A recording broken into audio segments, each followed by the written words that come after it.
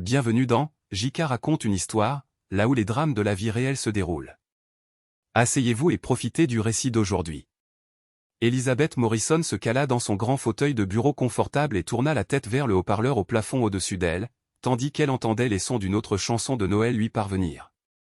Mince alors, si je dois entendre une autre chanson de Noël, je vais hurler, dit-elle doucement. Fermant la porte de son bureau, elle alluma la radio portable sur le bureau derrière elle et la synthétisa sur une station de rock classique. Elle augmenta le volume, espérant que cela couvrirait le bruit venant de l'étage. Elle se cala dans son fauteuil et continua de travailler sur le tableur affiché sur le grand écran. Après un moment, elle entendit frapper à la porte. « Entrez » aboya-t-elle. La porte s'ouvrit et elle vit le visage de David Sterling, l'actuel PDG de Sterling Manufacturing Company. Il était le fils dont le nom ornait l'entreprise basée à Toledo et avait succédé à son père en tant que PDG il y a environ 7 ans. Auparavant, il avait été le directeur financier de l'entreprise et avait travaillé dans le même bâtiment qu'elle, bien que dans des départements différents, depuis qu'elle avait commencé au service comptable après avoir obtenu son diplôme universitaire. Il avait environ 16 ans de plus qu'elle. Mais à 51 ans, il était en excellente forme et avait encore une chevelure noire fournie avec de légères touches de gris aux tempes. Ils avaient développé une forte amitié professionnelle au fil des ans. Mais après la mort de sa femme dans un terrible accident de voiture il y a 8 ans, ils s'étaient un peu rapprochés. Au fil des ans, il avait développé de forts sentiments pour elle et voulait plus qu'une simple amitié. Mais il ne voulait prendre aucun risque, alors il agissait lentement et prudemment. Beth n'était pas naïve et savait qu'il attendait plus d'elle qu'une simple oreille attentive et une épaule sur laquelle pleurer. Bien qu'elle aimât beaucoup Dave, elle n'allait pas risquer son mariage. La vérité était qu'elle aimait Michael, son mari depuis 12 ans, et elle aimait énormément leur fils de 9 ans, Connor. Même s'ils traversaient des moments difficiles en ce moment, elle n'allait en aucun cas compromettre cette relation. Mais elle s'avouait avoir pensé à son patron plus d'une fois au fil des ans, et ces derniers mois, ses pensées étaient devenues plus fréquentes. « C'est sûr » demanda-t-il. Elle sourit et hocha la tête. « Bien sûr, Dave, entrez, s'il vous plaît. Je ne supporte tout simplement pas d'entendre cette musique de Noël qui tourne dans les bureaux, dit-elle. Il entra dans le bureau et referma la porte derrière lui.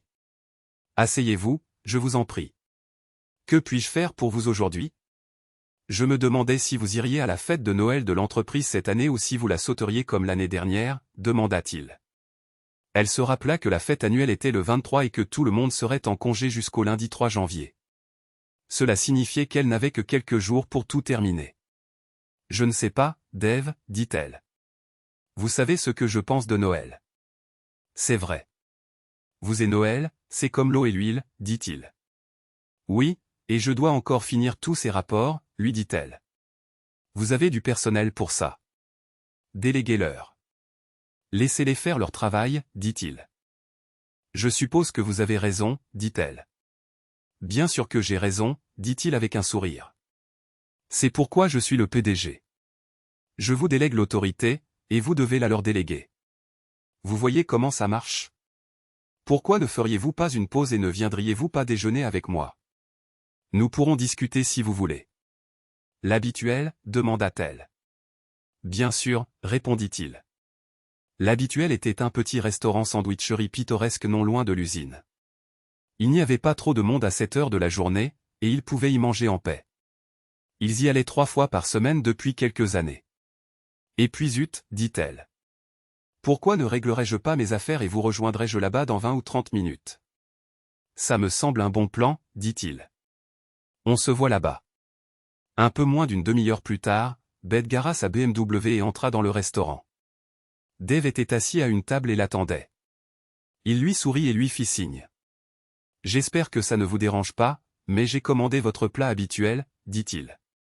Du pastrami sur pain de seigle, demanda-t-elle. Bien sûr, dit-il, fier de lui d'avoir anticipé sa commande. Bien sûr, elle mangeait le même plat dans ce restaurant depuis des mois, donc c'était une hypothèse assez sûre. Merci, dit-elle. La serveuse apporta leur boisson et s'éloigna rapidement. Dave la regarda tandis qu'elle prenait une gorgée de son coca. Bon, ça suffit, petite sœur, dit-il, utilisant son surnom préféré pour elle. Elle sourit et posa le verre. Cela ne la dérangeait pas qu'il l'appelle ainsi. Elle était fille unique et l'idée d'être la petite sœur de quelqu'un lui plaisait. Que voulez-vous dire, demanda-t-elle.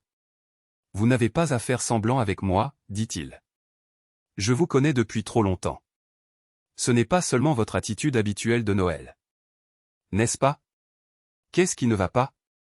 C'est le truc du ringard?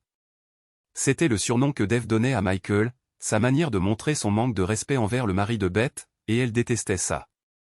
S'il vous plaît, je vous ai demandé de ne pas l'appeler comme ça, dit-elle avec une pointe d'irritation dans la voix.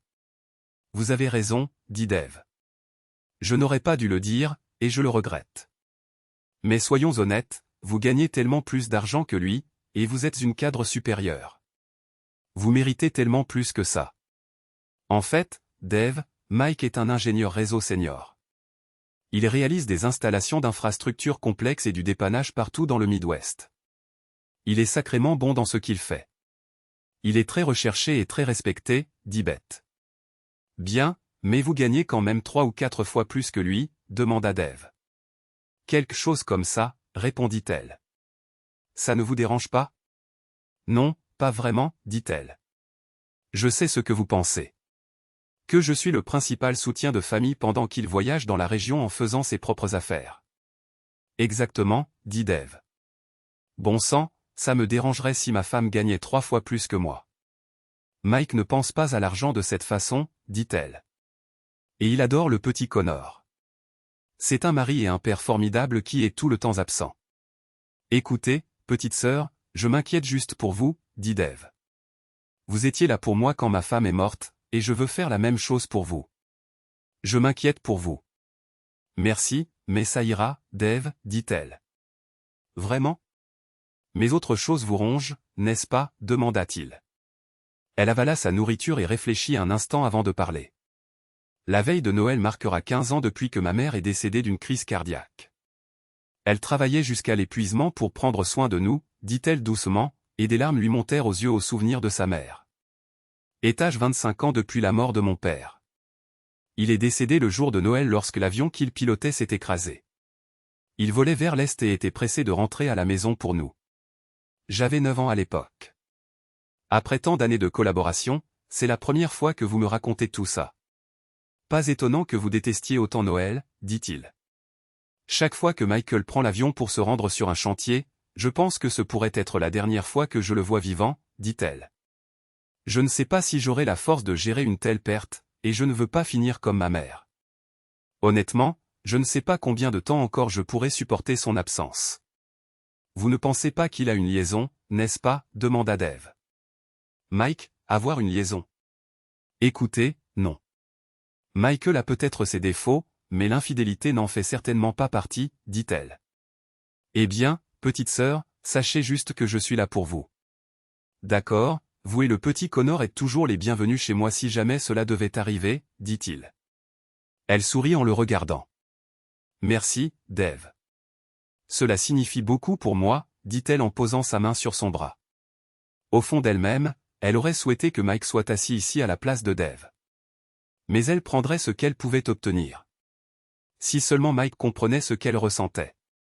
De rien, Beth, dit-il avec un sourire. Ils terminèrent leur repas et Beth regarda sa montre. Oh là là, je ferais mieux de retourner au bureau avant qu'il n'envoie la garde nationale, plaisanta-t-elle. Ça va, dit-il. Personne ne va vous retirer une partie de votre salaire pour avoir déjeuné avec le PDG. Je sais, dit-elle. C'est juste que j'ai beaucoup de travail. J'espère que mes collaborateurs ont bien avancé pendant mon absence. Je vous vois plus tard. Merci pour le déjeuner et de m'avoir laissé vider mon sac. Bien sûr, Beth. N'importe quand. Et je le pense. Si vous avez besoin de quoi que ce soit, absolument n'importe quoi. Faites-le moi savoir. D'accord, je le ferai, Dave. Merci, dit-elle. Il la regarda quitter le restaurant et se diriger vers sa voiture. Mike est un idiot complet de la laisser seule ici, pensa-t-il. Mais il ajouta, perdre Mike pourrait bien être mon gain. Il sourit à l'idée d'être avec Beth. Beth atteignit sa voiture et regarda en arrière pour voir un sans-abri sale et dépenaillé, aux vêtements déchirés et aux cheveux ébouriffés, mendiant de la monnaie et des cigarettes dans la rue. Tous les passants l'évitaient, le fuyant comme la peste. Elle secoua la tête dégoût. Pourquoi ces gens ne peuvent-ils pas juste aller trouver un travail comme tout le monde, se demanda-t-elle. Elle monta dans sa voiture et partit sans même jeter un coup d'œil à l'homme. Elle arriva à son département et se renseigna sur l'avancement des rapports. Satisfaite, elle prit tout ce dont elle avait besoin et se dirigea vers son bureau. Entendant de la musique de Noël provenant du haut-parleur au-dessus de sa tête, elle appela le service informatique et demanda à quelqu'un de venir faire quelque chose à ce sujet. Tandis qu'elle était assise là, un des employés informatiques arriva avec une petite échelle et tourna le bouton de volume jusqu'à ce que le haut-parleur se taise. Silence, pensa-t-elle. Silence béni. Merci, dit-elle au jeune homme. De rien, répondit-il avec un sourire. Et joyeux Noël, ajouta-t-il, la faisant grincer des dents. Pareillement, dit-elle poliment tandis qu'il s'éloignait. Pourquoi les gens ne peuvent-ils pas traiter le 25 décembre comme n'importe quel autre jour? Se demanda-t-elle.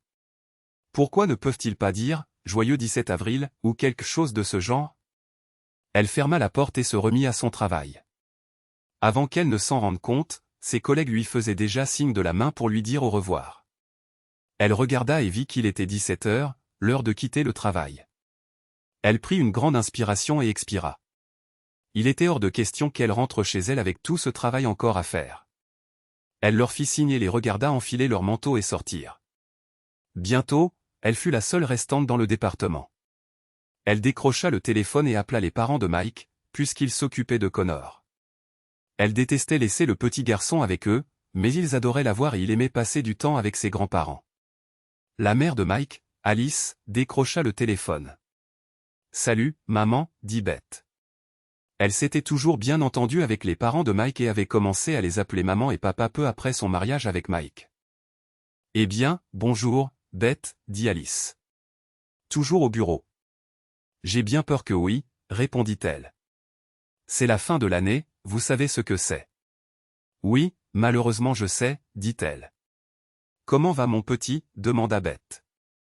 Il se comporte comme un petit ange, répondit Alice. En ce moment, il est dans l'autre pièce avec son grand-père. Il s'ennuie beaucoup de son papa. Je sais, dit Beth. Moi aussi. Tiens, je vais te le passer, dit Alice. Quelques minutes plus tard, elle entendit la douce voix de son petit-fils au téléphone. Salut, maman, dit Connor. Salut, Connor, répondit Beth. Tu t'amuses bien avec mamie et papy? Oh, oui. Papy me lit un livre en ce moment. C'est super, mon chéri. Comment s'est passée l'école aujourd'hui? C'était bien, dit Connor. Tu as fait tes devoirs, demanda Beth. Oui, je les ai faits. Et mamie les a même vérifiés pour moi, comme toi, dit Connor. C'est bien, dit Beth. Papa me manque, dit Connor. Tu crois qu'il va appeler ce soir? Je suis sûr qu'il le fera, mon chéri, dit Beth. J'espère qu'il le fera. Il sera à la maison pour Noël? Je pense que oui. Oui. Tu sais à quel point ton papa aime passer Noël avec toi, dit-elle tristement. J'adore passer Noël avec lui aussi, dit Connor. Bon, je sais que tu es probablement occupé, alors je te laisse. Je t'aime, maman. Elle ne put s'empêcher de sourire. Même à un si jeune âge, Connor ressemblait beaucoup à son père, si doux et attentionné. Je t'aime aussi, mon chéri, dit-elle. Fais un bisou de bonne nuit à mamie et papy pour moi. D'accord, je le ferai. Au revoir. Elle l'entendit rendre le téléphone à Alice. Tu vas encore travailler tard ce soir, demanda Alice. J'ai bien peur que oui, maman, répondit Beth. En fait, je vais travailler tard tous les soirs cette semaine. Je dois tout finir avant la fête du 23, et c'est dans seulement quelques jours. Pourriez-vous vous occuper de Connor si Mike ne rentre pas tôt? Je déteste demander ça, mais je suis sous pression et Mike est parti. N'en dis pas plus, Beth. Je comprends, dit Alice. Merci, maman. Je l'apprécie plus que vous ne le savez, dit Beth. Ce n'est pas grave. Nous adorons avoir le petit Connor ici avec nous. Il ressemble tellement à Mike et George adore simplement l'avoir autour de lui, dit Alice. Merci encore. Elles finirent de parler et Beth se sentit triste. Elle était reconnaissante envers ses beaux-parents de s'occuper de Connor, mais elle se sentait un peu honteuse de ne pas pouvoir travailler et prendre soin de son fils en même temps. Si seulement Mike était à la maison. Elle chassa cette pensée de son esprit et se plongea dans son travail. Lorsque le téléphone sonna, elle regarda et vit que c'était Mike qui l'appelait. Pourquoi appelait-il? Trop tard? Il était 19h07. Mais elle se rappela alors le déca. L'âge horaire d'une heure entre Toledo et Détroit. Elle répondit au téléphone. Salut, chérie. Elle dit, comment ça va à Détroit? C'est la folie, répondit-il. Je viens de faire une pause pour un dîner tardif et j'ai essayé d'appeler la maison. J'ai pensé que tu étais encore au travail quand je suis tombé sur le répondeur. Oui, c'est la fin de l'année. Tu sais ce que c'est, dit-elle. Je sais. Connor est chez maman et papa, n'est-ce pas, demanda-t-il. Oui, tes parents sont des anges, dit-elle. Connor te manque beaucoup. Il me manque aussi, dit Mike. Tu n'es pas la seule. Elle dit, tu me manques tellement, Mike. Combien de temps cela va-t-il durer encore? C'était une vieille discussion et Mike détestait ça. Mais il ne voulait pas se disputer avec sa femme. Pas ce soir. Pas si près de Noël. Tu me manques terriblement aussi. Honnêtement, je ne sais pas. J'espère, pas trop longtemps. Mais nous en avons déjà trop parlé. Cela fait partie de mon travail. Je ne peux rien y faire. Il dit, je sais. Je sais. Beth dit, je ne sais juste pas combien de temps je vais pouvoir tenir. Bienvenue au club, dit-il. Tu rentres bientôt à la maison. Seras-tu là pour Noël au moins, demanda-t-elle. Oh, tu as développé un penchant pour Noël. N'est-ce pas, demanda-t-il avec un petit rire. Bien sûr, je veux que tu sois à la maison tout de suite, mais je m'inquiète pour Connor. Tu sais à quel point il aime passer Noël avec toi, dit-elle. Et j'adore passer Noël avec toi aussi. Même si tu détestes Noël, dit-il. Je fais de mon mieux pour terminer ce projet le plus vite possible afin de pouvoir partir d'ici et rentrer à la maison pour de bon. Alors, tu travailles jusqu'à minuit, toi aussi, demanda-t-elle. Oui, je travaille 16 heures par jour pour terminer ce projet. C'est un très gros travail, et j'aimerais le finir avant la date limite. Je comprends, dit Beth. Fais-moi juste une faveur et appelle ton fils. Il te manque beaucoup. Je le ferai, dit Mike. Oui, je t'aime plus que tu ne peux l'imaginer, dit-il. Je t'aime aussi, chérie, répondit-elle.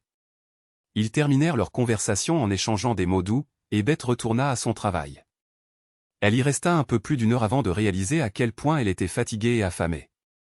Elle éteignit son ordinateur, regarda autour de son bureau spartiate dépourvu de décoration, mit son manteau, puis éteignit les lumières et se dirigea vers la sortie. « Bonne nuit, Madame Morrison », dit le gardien de nuit alors qu'elle quittait le bâtiment. « Bonne nuit, Charlie », répondit-elle, reconnaissante qu'il ne lui ait pas souhaité un joyeux Noël. La plupart du personnel savait à quel point elle détestait cette fête. Elle monta dans sa voiture et rentra chez elle. Sa maison était facile à repérer. C'était la seule du quartier sans lumière ni décoration de Noël. Mike aimait décorer la maison chaque année. Et s'il se laissait aller, elle pouvait être vue depuis l'orbite. Il lui disait que c'était pour Connor, mais en réalité c'était aussi pour lui. Il adorait Noël, et Connor tenait de lui cet amour des fêtes. Mais pendant la majeure partie des 6 dernières semaines, Mike avait été à Détroit, ne rentrant à la maison que les week-ends pour la voir, elle et Connor, sauf le week-end dernier où il avait rencontré un problème, et toute son équipe avait travaillé tout le week-end pour le résoudre. Au moins, il appelait tous les soirs pour dire bonjour et leur parler un peu, mais ce n'était pas suffisant. Elle entra dans le garage et ferma la porte. Elle entra dans la maison et désactiva l'alarme de sécurité. La maison était sombre et silencieuse, trop silencieuse. Elle entra dans le salon et fut contente que Mike n'ait pas eu le temps de décorer et d'installer le sapin de Noël. Il adorait le faire avec Connor, mais cette année, il n'avait tout simplement pas eu le temps. Elle vit une note sur la table de la cuisine ainsi que le courrier du jour. C'était une note d'Alice l'informant qu'elle avait mis des lasagnes au four car c'était trop chaud pour être mis au réfrigérateur. Elle sourit. Alice était une femme si gentille et rappelait beaucoup à Beth sa propre mère. Elle parcourut la petite pile de courriers, factures, publicités de cartes de crédit et cartes de Noël de la famille de Mike. Bien sûr, toutes les cartes venaient de sa famille, et maintenant de la sienne. Elle était enfant unique, tout comme ses parents. ses grands-parents étaient morts avant sa mère, elle n'avait donc personne à appeler famille. Pas de tante, pas d'oncle, pas de cousin, juste elle. Ainsi, la famille de Mike devint sa famille. Ils venaient d'une grande famille et ils étaient tous si proches. Elle l'enviait pour cela. Elle trouva les lasagnes dans le four où Alice les avait laissées. Elles étaient encore assez chaudes, alors elle s'en coupa une petite part et s'assit dans le salon pour regarder la télévision en mangea. NT. Elle mangea les lasagnes, but un verre de vin, verrouilla la maison et monta se coucher. En chemin, elle s'arrêta devant une photo sur le mur. Elle y figurait avec ses parents quand elle avait environ 7 ans.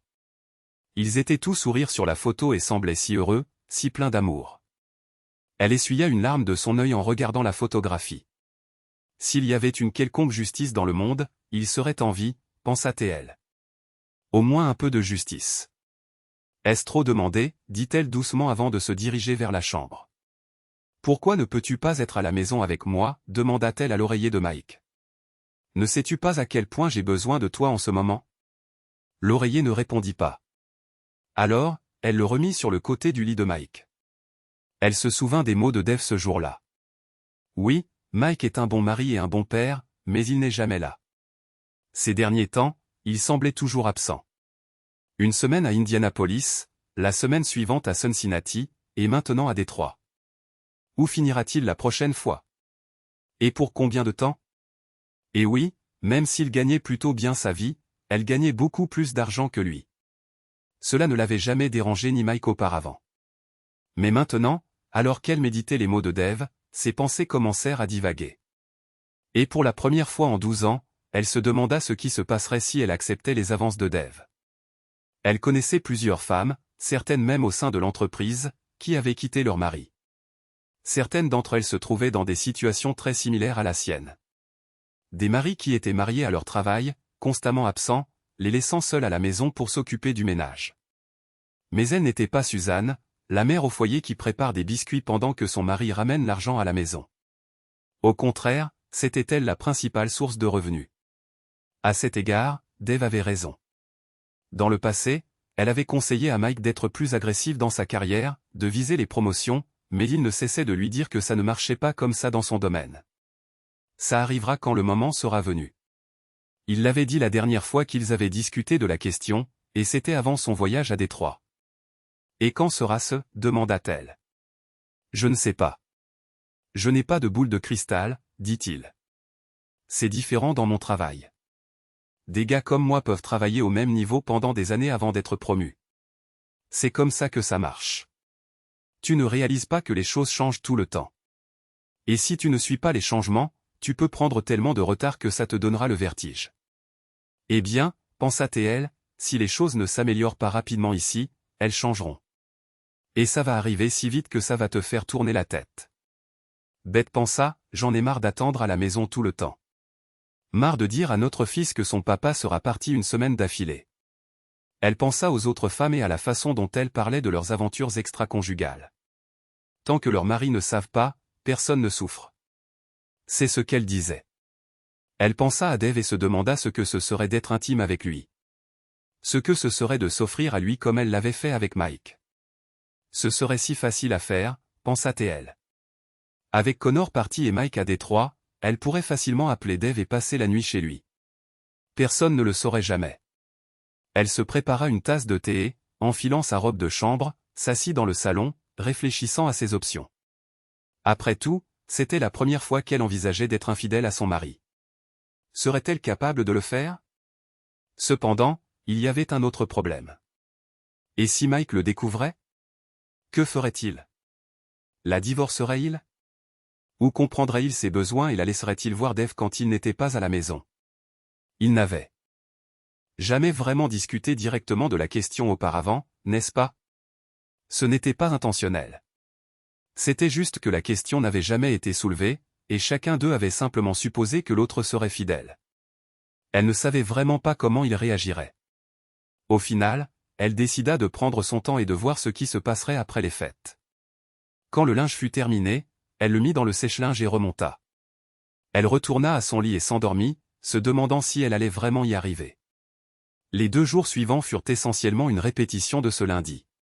Elle se leva tôt, prit une douche, s'habilla, mangea un bagel et but une tasse de café, alla au travail, resta tard, rentra à la maison, puis alla se coucher. Chaque jour, elle parlait à Connor, à Mike et à ses parents. Le mercredi, elle alla chez George et Alice et dîna avec eux pour pouvoir passer du temps avec Connor, qui était très heureux de la voir. Pendant ces 2 jours, elle essaya d'éviter Dave autant que possible. Il lui offrit le déjeuner les 2 jours, mais elle refusa, invoquant sa charge de travail. Ce mercredi-là, quand elle rentra de sa visite à Connor, le téléphone sonna. C'était Mike, et elle répondit. « Tu es vraiment à la maison ?» demanda-t-il. « Bien sûr que oui », répondit-elle. « En fait, je viens juste de rentrer. J'ai dîné avec tes parents et Connor ce soir. C'est ce qu'ils m'ont dit. »« Alors, je suppose que tu as fini toutes tes affaires de fin d'année ?» demanda-t-il. « À peu près. Juste quelques mises en forme de dernière minute à faire et c'est tout, » répondit-elle. « Eh bien, comment ça va à Détroit ? » « En fait, ça va très bien, » dit-il. « Nous avons tout mis en place et prévu de faire la bascule demain après-midi. Si tout se passe bien, nous aurons terminé demain soir. »« Alors, quand comptes-tu rentrer ?» demanda-t-elle. « Au plus tôt, je peux prendre l'avion d'ici à 14h le 24. Il y a une escale de 2 heures à Détroit, donc quand j'arriverai de l'aéroport, il sera assez tard, dit-il. Mais au moins, je serai à la maison pour Noël. Promets-moi, demanda-t-elle. Bien sûr, dit-il. Si Dieu le veut et que la rivière ne déborde pas, ajouta-t-il en faisant une mauvaise imitation de John Wayne, elle rit. Eh bien, tu ferais mieux d'être à la maison, Bucaro. Il y a un petit garçon ici qui te manque beaucoup. Et vous me manquez aussi. Vous me manquez tous, dit-il. Plus que vous ne le réalisez. Je t'aime, Mike, dit-elle doucement. Je t'aime aussi, chérie, dit-il. Tu vas à la fête demain? Oui, tu sais, ils s'attendent à ce que je sois là tout le temps, répondit-elle. Tu comptes y passer la nuit, demanda-t-il. Peut-être. Ça dépend de comment je me sens, répondit-elle. Fais attention, quand même. Je détesterais que tu aies un accident, dit-il. Ils finirent de parler et Beth s'allongea dans son lit, ses pensées s'éparpillant dans toutes les directions. Elle aimait beaucoup Mike, mais une partie d'elle trouvait toujours Dave attirant. Le lendemain, elle termina les rapports à midi, les imprima et les remit à Dave. Il les lui prit et les examina calmement. Comme toujours, Beth, tu m'as impressionné par le détail de tes rapports. Je suis sûr que le conseil d'administration sera d'accord, dit-il. C'est du bon travail. Pourquoi ne termines-tu pas? Donne à tes employés un peu de vacances anticipées pour le travail qu'ils ont fait. Tu vas à la fête ce soir, n'est-ce pas? Oui, j'y serai, dit-elle. Ton mari viendra-t-il avec toi, demanda-t-il.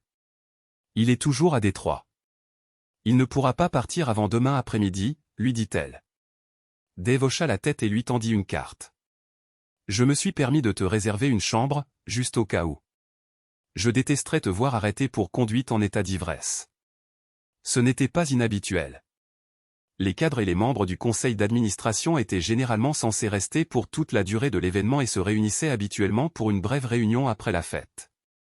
Merci d'y avoir pensé, dit-elle. Je me suis permis de réserver le Penthouse comme d'habitude, dit-il. Oui, je l'ai réservé. La chambre dispose d'un bain à remous et d'une vue magnifique sur la ville. Peut-être qu'après la réunion, toi et moi pourrions utiliser le bain à remous.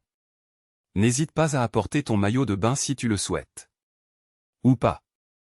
Je te laisse le choix. Pourquoi, David Sterling? Essaies-tu de me séduire, demanda-t-elle avec un sourire qui lui rendit. Moi, demanda-t-il. Elle sourit, secouant la tête. Tu es incorrigible. Tu le sais, demanda-t-elle. On me l'a dit quelquefois, répondit-il. Je te vois ce soir.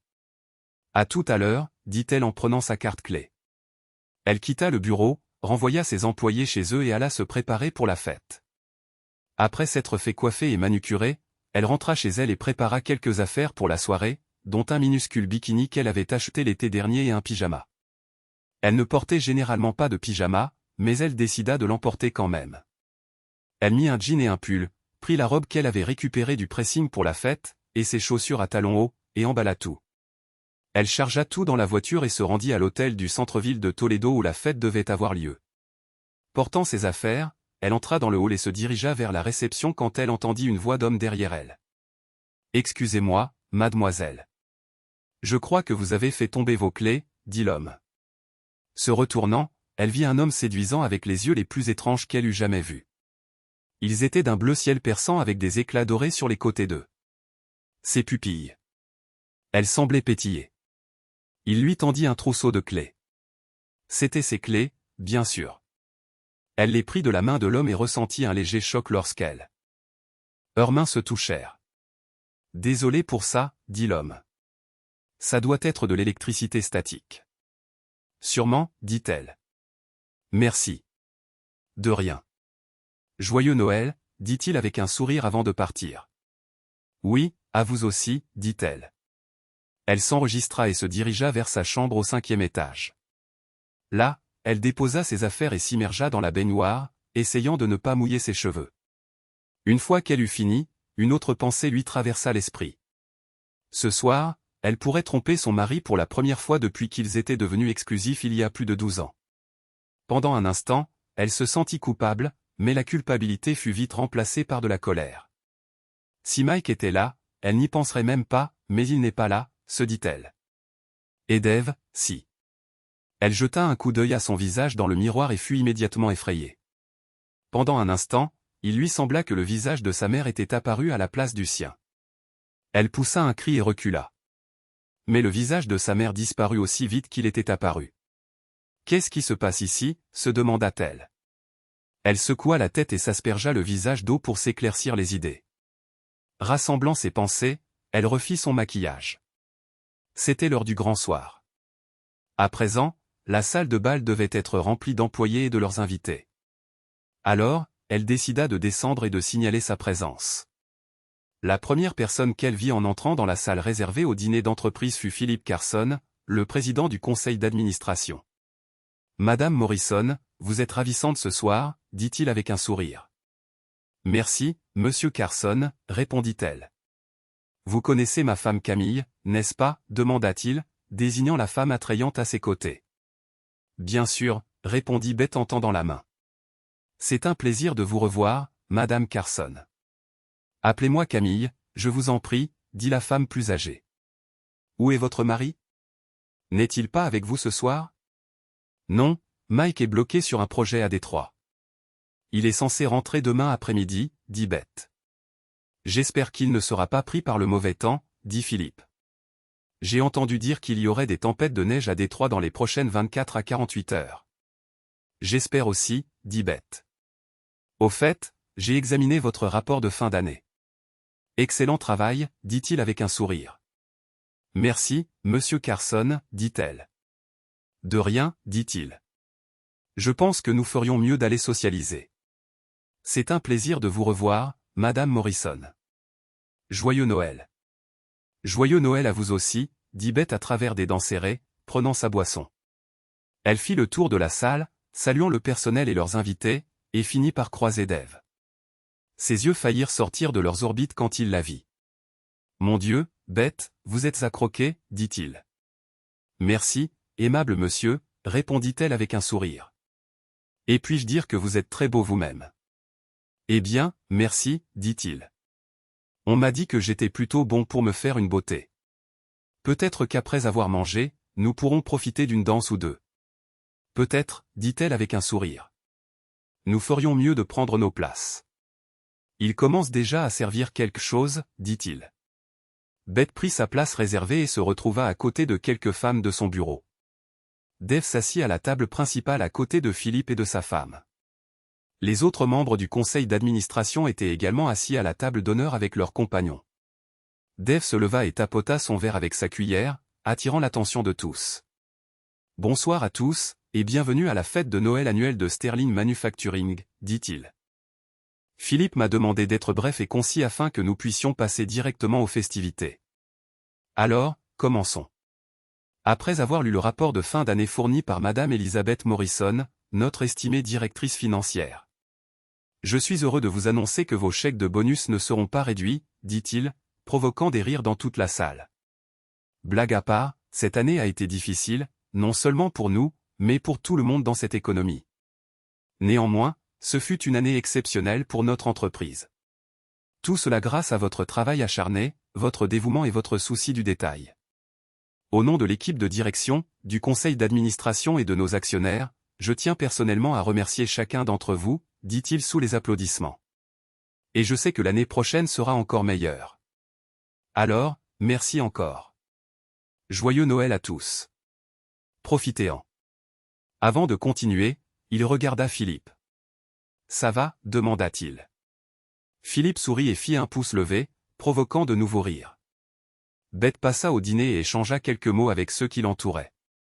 Plus d'un l'interrogèrent sur Mike, remarquant son absence apparente. Après le dîner, elle remarqua que les autres s'étaient déjà dirigés vers le bar ouvert et la piste de danse. Elle se leva au moment où Dave s'approcha.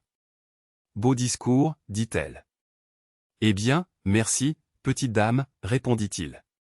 Puisque nous semblons être les seuls ici sans cavalier, voulez-vous danser ? Bien sûr, dit-elle en sirotant son vin. Elle le laissa la guider sur la piste de danse. Elle remarqua qu'ils étaient observés. Dave la tenait près de lui, mais pas trop près ni trop fort. Bien que tout le monde sache qu'ils étaient amis, il ne voulait pas que quiconque se fasse une mauvaise idée. Ils dansèrent avec différents partenaires tout au long de la soirée, ne s'arrêtant que pour prendre des verres au bar ouvert. Mais finalement, ils commencèrent à danser plus souvent ensemble, se regardant dans les yeux alors qu'ils se déplaçaient sur la piste.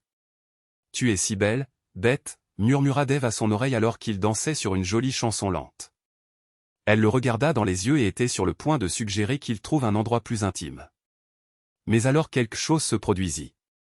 Sa tête explosa soudainement de douleur et elle s'effondra sur le sol, hurlant. Toutes les pensées de Dave disparurent de son esprit. Tout le monde arrêta ce qu'il faisait et la regarda avec inquiétude. Dave s'agenouilla à ses côtés et la serra dans ses bras, posant une main sur son front. Il remarqua qu'elle avait une légère fièvre. « Peut-être devrions-nous appeler une ambulance » dit Philippe. Beth secoua la tête. « Non, dit-elle faiblement. Je suis sûr que ce n'est qu'une migraine. Amenez-moi juste dans ma chambre pour que je puisse m'allonger, s'il vous plaît. Elle a beaucoup travaillé ces derniers temps, alors elle a probablement juste besoin de repos et de quelque chose pour son mal de tête, dit Dave. Il appela un membre du personnel de l'hôtel qui apporta un verre d'eau et un paquet de Tylenol. Dave ouvrit le paquet et lui donna les pilules, tenant le verre pour qu'elle puisse boire l'eau. « Pourquoi ne nous laissez-vous pas la conduire à sa chambre, monsieur Sterling » dit Jenny, une des collègues de Beth.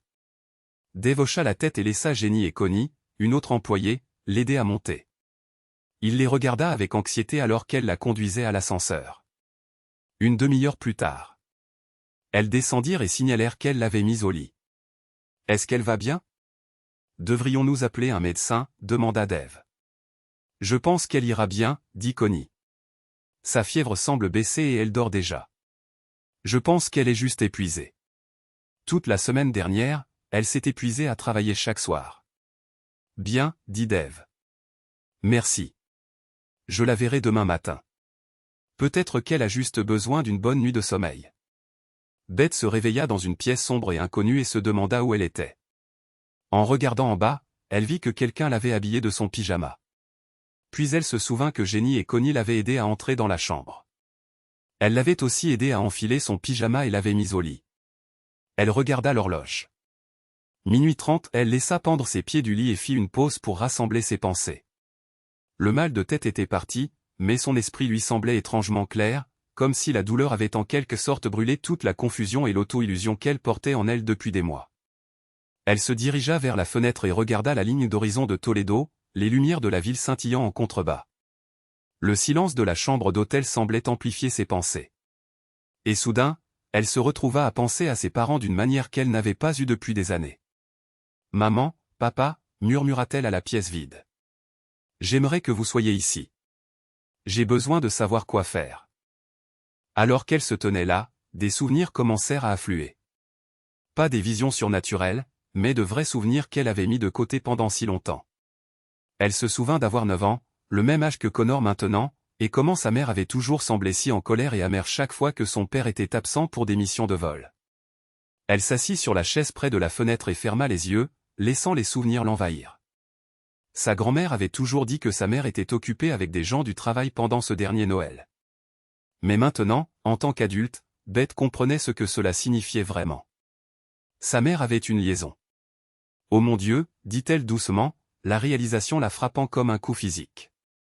Son père était mort en rentrant chez lui précipitamment parce que sa grand-mère l'avait appelé. Probablement parce qu'elle avait découvert l'infidélité de sa mère. Il avait pris le premier avion qu'il avait pu trouver et s'était précipité pour être avec elle. Seulement, il n'était jamais arrivé. Tout comme sa mère, Beth était en colère contre son mari pour être toujours absent. Tout comme sa mère, elle n'avait jamais vraiment pensé au fait que Mike travaillait si dur pour qu'il n'ait pas à se débattre. Il travaillait pour qu'ils aient un toit au-dessus de leur tête, de la nourriture dans leurs assiettes et des vêtements sur le dos. Mais elle était trop égoïste et égocentrique pour l'apprécier. Ça vous dit quelque chose, se demanda-t-elle, utilisant le même ton que son père employait lorsqu'il la corrigeait pour quelque chose qu'elle avait mal fait. Oh mon Dieu, oui, trop familier, dit-elle doucement. Elle se regarda dans le miroir de l'autre côté de la pièce. Qu'est-ce que je suis en train de faire? J'aime mon mari et mon petit garçon. Mais ce n'était pas le seul problème qui la tracassait, n'est-ce pas? Il y avait tellement plus à examiner. Tant de choses qu'elle devait comprendre sur elle-même et sur les choix qu'elle était sur le point de faire. Elle jeta un coup d'œil à l'horloge. 1h du matin. Elle avait des heures avant de devoir être quelque part. Des heures pour vraiment réfléchir à sa vie, à ses choix et à leurs conséquences. D'accord, se dit-elle. Si je dois faire ça, je vais être complètement honnête avec moi-même. Elle se rassit dans le fauteuil et commença ce qui serait la conversation la plus longue et la plus difficile de sa vie. Une conversation avec elle-même sur qui elle était vraiment et qui elle voulait devenir. D'abord, elle devait penser à Dave. Vraiment penser à lui. Non pas comme l'ami charmant et sympathique qu'il prétendait être, mais comme l'homme qu'il était réellement. Elle ferma les yeux et laissa son esprit revenir sur toutes leurs interactions, toutes les petites choses qu'elle avait écartées ou rationalisées. Elle se souvint d'avoir surpris des conversations qu'elle avait essayé d'oublier, d'avoir vu des comportements qu'elle avait choisi d'ignorer. Il y eut cette fois, il y a des mois, où elle était passée devant la salle de conférence et avait entendu Dave parler avec d'autres cadres. Elle n'avait pas eu l'intention d'écouter aux portes, mais son nom avait attiré son attention. Alors, tu essaies toujours d'entrer dans la culotte de la Reine des Glaces. Elle se souvint que l'un d'eux avait demandé. C'était Alan Michael, l'un des membres du conseil d'administration. Elle sentit son visage brûler de honte, même maintenant, en se souvenant de la façon dont il parlait d'elle. Maintenant, soyez poli, avait dit Dave. Beth Morrison est une femme bonne et décente. Montrez un peu de respect. Mais Alan avait insisté. Oh, s'il te plaît. Tu essaies de te glisser entre ses jambes depuis des années maintenant. Tu penses avoir de la chance à la fête de Noël cette année? Je ne sais pas. Peut-être, avait répondu Dave. On ne sait jamais ce qui peut arriver. Son mari est-il toujours absent? Avait demandé Alan. Dave avait hoché la tête. Oui, ce ringard est coincé à Détroit. Eh bien, c'est parfait. Le mari est absent. La femme est seule ici. Se sent probablement négligée. On dirait que tu as de bonnes chances d'obtenir ce que tu veux. Besoin de quelque chose pour faire fondre la glace. Je peux t'offrir quelque chose si tu as besoin, avait dit Alan avec un rire. Non, je n'ai besoin de rien de tout ça, avait dit Dave. Garde ça pour tes rendez-vous. Tout le monde avait ri, puis Bill Frédéric, l'avocat de l'entreprise, avait pris la parole. Sérieusement, Dave, essaies-tu vraiment de courtiser Beth? Je veux dire, ce n'est un secret pour personne que vous déjeunez ensemble assez souvent. Les gens ont remarqué. Ce n'est pas seulement ça, Bill, avait dit Dave. Je cherche quelque chose à long terme. Je me lasse de ces aventures d'un soir. Et tu me connais, quand je me fixe un objectif, je réussis, peu importe le temps que cela prend. Oui, mais sois très prudent, avait averti Bill. Si son mari obtient la preuve que tu es impliqué avec elle, il pourrait te poursuivre en justice, toi et toute l'entreprise. N'oublie pas, c'est mon travail de protéger l'entreprise de ce genre de responsabilité. Et si je l'épouse, avait demandé Dave. En supposant que toi et l'entreprise surviviez aux conséquences de toute liaison que tu pourrais avoir avec elle, eh bien, tu ne pourrais pas la garder comme directrice financière. Tu sais, les statuts de l'entreprise n'autorisent pas les conjoints à travailler ensemble à des postes de direction. Tu devrais la laisser partir et la remplacer. Es-tu sûr de vouloir perdre la meilleure directrice financière que l'entreprise ait jamais eue? Bon point, avait dit Dave. Je vais garder ça à l'esprit. Merci d'avoir jeté de l'eau froide sur tous mes rêves, mon ami. Ils avaient tous ri et Beth s'était éloignée en toute hâte, la nausée au ventre. Maintenant assise dans cette chambre d'hôtel, elle sentait la même nausée revenir. Comment avait-elle pu être aussi aveugle? Comment avait-elle pu se convaincre que Dave tenait vraiment? Théa elle entend que personne?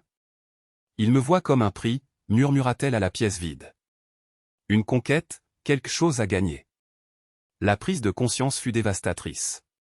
Tous ces déjeuners, toutes ces conversations compatissantes, tous ces moments où elle s'était sentie si comprise et appréciée, tout cela n'avait été qu'une séduction calculée. Il ne l'aimait pas. Il ne la respectait même pas vraiment. Elle n'était qu'un défi pour lui, quelque chose de difficile à obtenir, ce qui la rendait plus désirable. Elle pensa à ce qui arriverait si elle allait au bout des choses. Si elle frappait à sa porte maintenant, si elle le laissait la séduire, que se passerait-il demain, la semaine prochaine, le mois prochain? Son esprit commença à peindre des scénarios, tous plus dévastateurs les uns que les autres. Elle s'imagina, elle et Mike, en train de se disputer chez eux. Dans son esprit, elle voyait son visage rougi de colère et de douleur. « Comment as-tu pu nous faire ça ?» demanderait-il. « C'est juste arrivé, » dirait-elle, sachant à quel point cela sonnait pathétique. « Je suis vraiment désolé. Je ne voulais pas te blesser. C'est juste arrivé? Tu plaisantes? Pour quel genre d'idiot me prends-tu? Je ne te prends pas du tout pour un idiot, dirait-elle. Écoute, nous en avons déjà parlé. Tu pars constamment Dieu sait où pendant des jours ou des semaines d'affilée. Oui, tu appelles tous les jours, mais bon sang, c'est moi qui suis laissé seul ici. Qu'est-ce que tu crois que ça me fait d'être loin de toi et du petit Connor, répondrait-il. Tu crois que je ne te manque pas? Ce n'est pas un accident. Dave te tourne autour depuis des années. Depuis la mort de sa femme, il t'a à l'œil. Tu crois que je ne le remarque pas? Tu crois que je suis un idiot ou quoi? Puis il comprendrait. Oh mon Dieu, tu as couché avec lui à la fête de Noël de l'entreprise, n'est-ce pas? Pendant que j'étais à Détroit à me tuer au travail pour subvenir aux besoins de cette famille, elle secourait la tête, mais il ne la croirait pas, ce n'est pas seulement moi que tu as blessé, Beth, dirait-il. C'est notre fils, Connor. As-tu seulement pensé à lui quand Dave te séduisait? Je l'ai fait, bégayerait-elle. Je ne veux pas entendre tes excuses pathétiques, l'interromprait-il. Je vais demander le divorce et sache ceci, je vais demander la garde. Non, tu ne peux pas faire ça.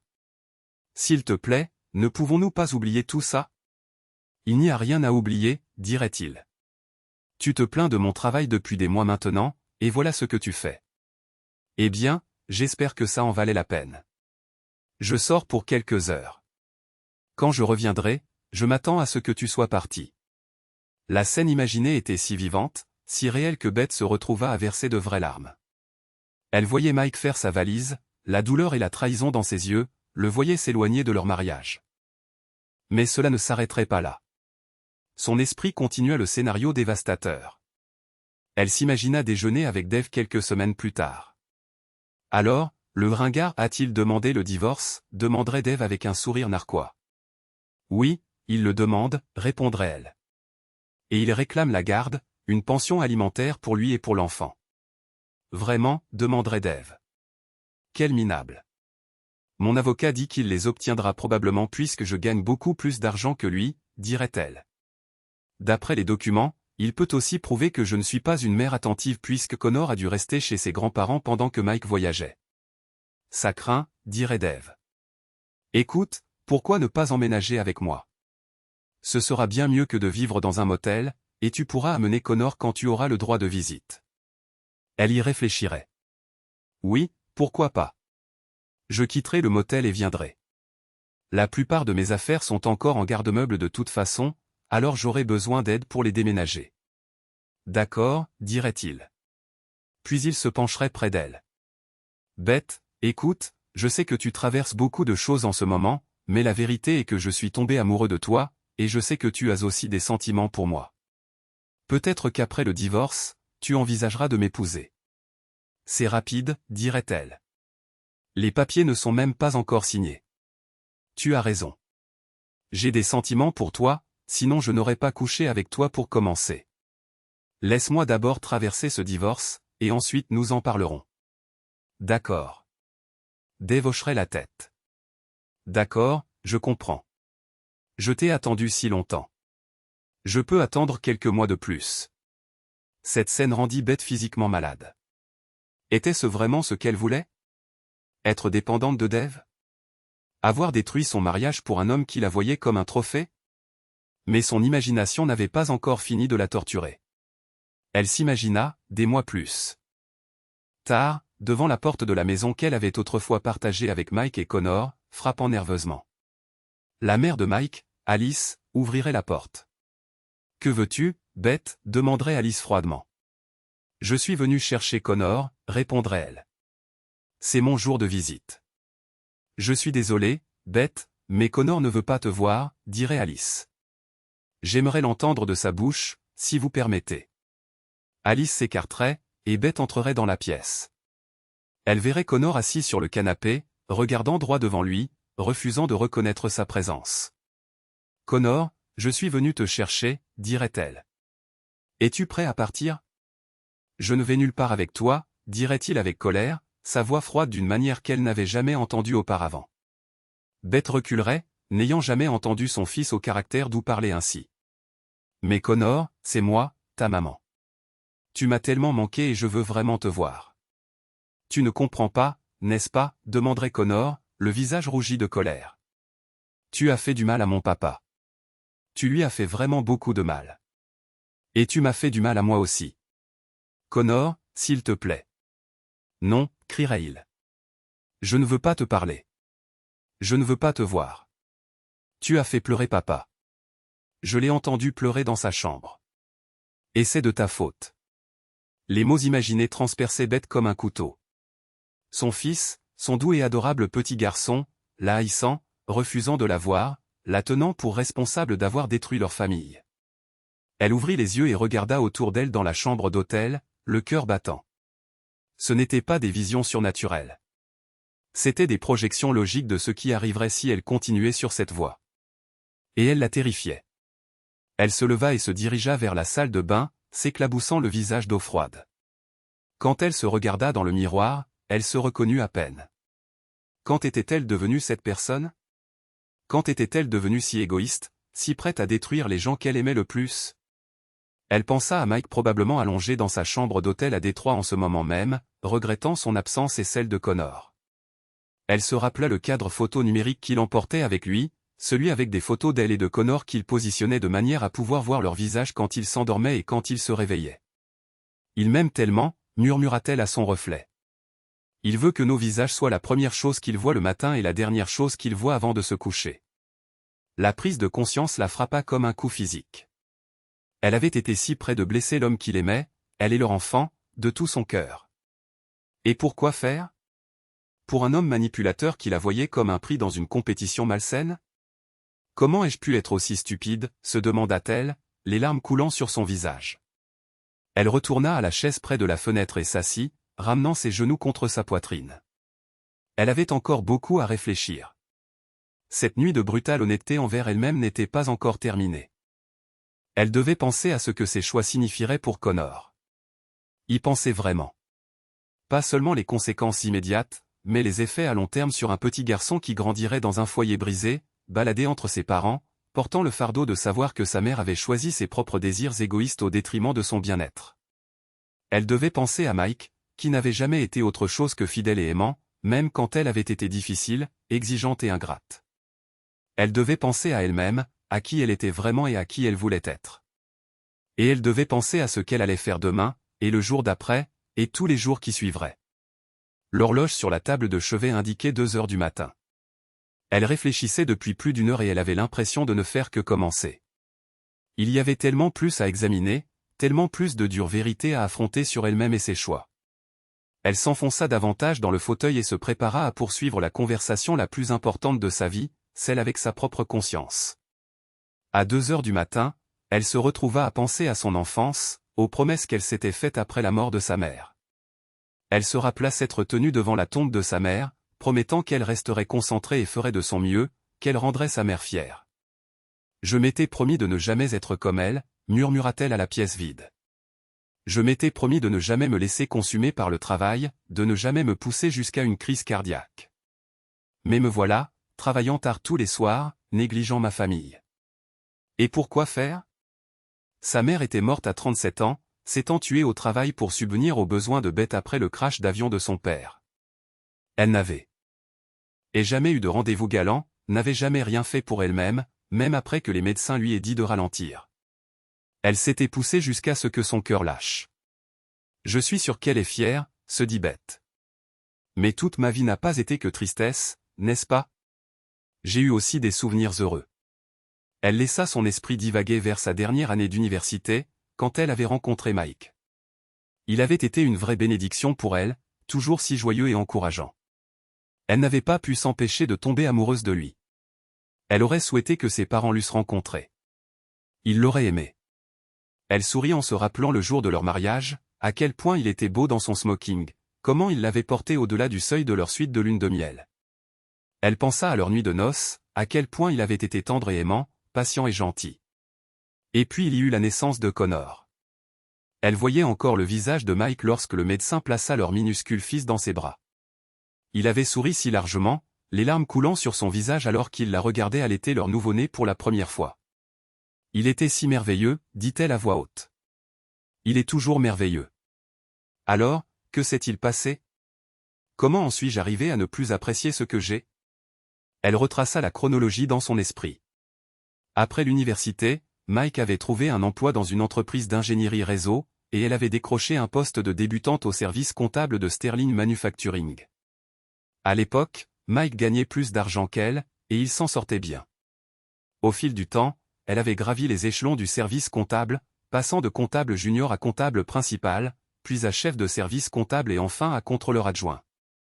Mike avait aussi progressé dans sa carrière, et l'entreprise commença à lui confier des missions plus complexes, dont certaines se trouvaient en dehors de la région. Aucun d'eux n'aimait le fait qu'ils doivent voyager, mais ils faisaient avec.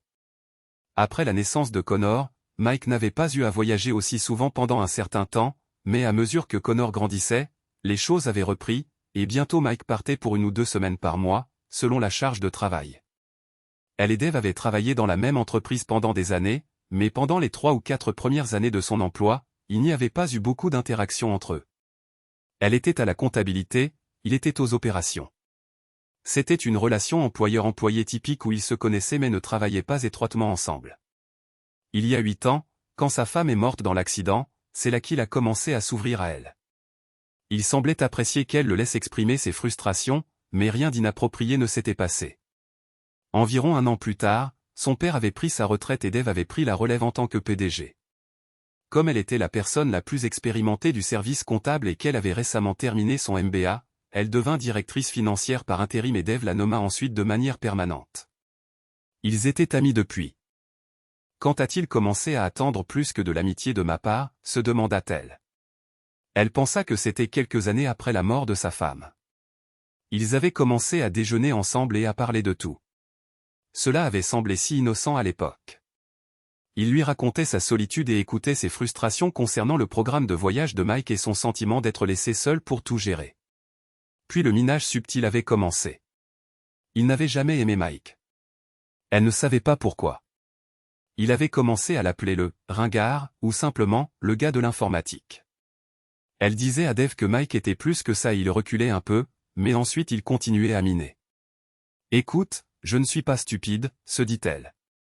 Je savais qu'il voulait plus de moi qu'une simple amitié platonique, mais j'ai toujours cru que je pouvais garder les choses sous contrôle. Il est mon patron après tout. Mais la critique et la manipulation subtile constante avaient commencé à affecter sa relation avec Mike, n'est-ce pas? Elle et Mike avaient commencé à se disputer à propos de tout, de son emploi du temps, des factures, de presque rien. Et c'est là qu'elle avait commencé à avoir ses pensées sur Dave. Je n'ai jamais rien fait avec lui, dit-elle fermement à la pièce vide. Je n'allais pas tromper mon mari. Pas avant ce soir, mais elle s'en était approchée ce soir. Très près. Si ce mal de tête n'était pas survenu quand il l'a fait, elle pourrait très bien être dans le lit de Dave en ce moment même. Elle frissonna à cette pensée. Merci dit. Cela l'avait littéralement sauvée de commettre la plus grande erreur de sa vie.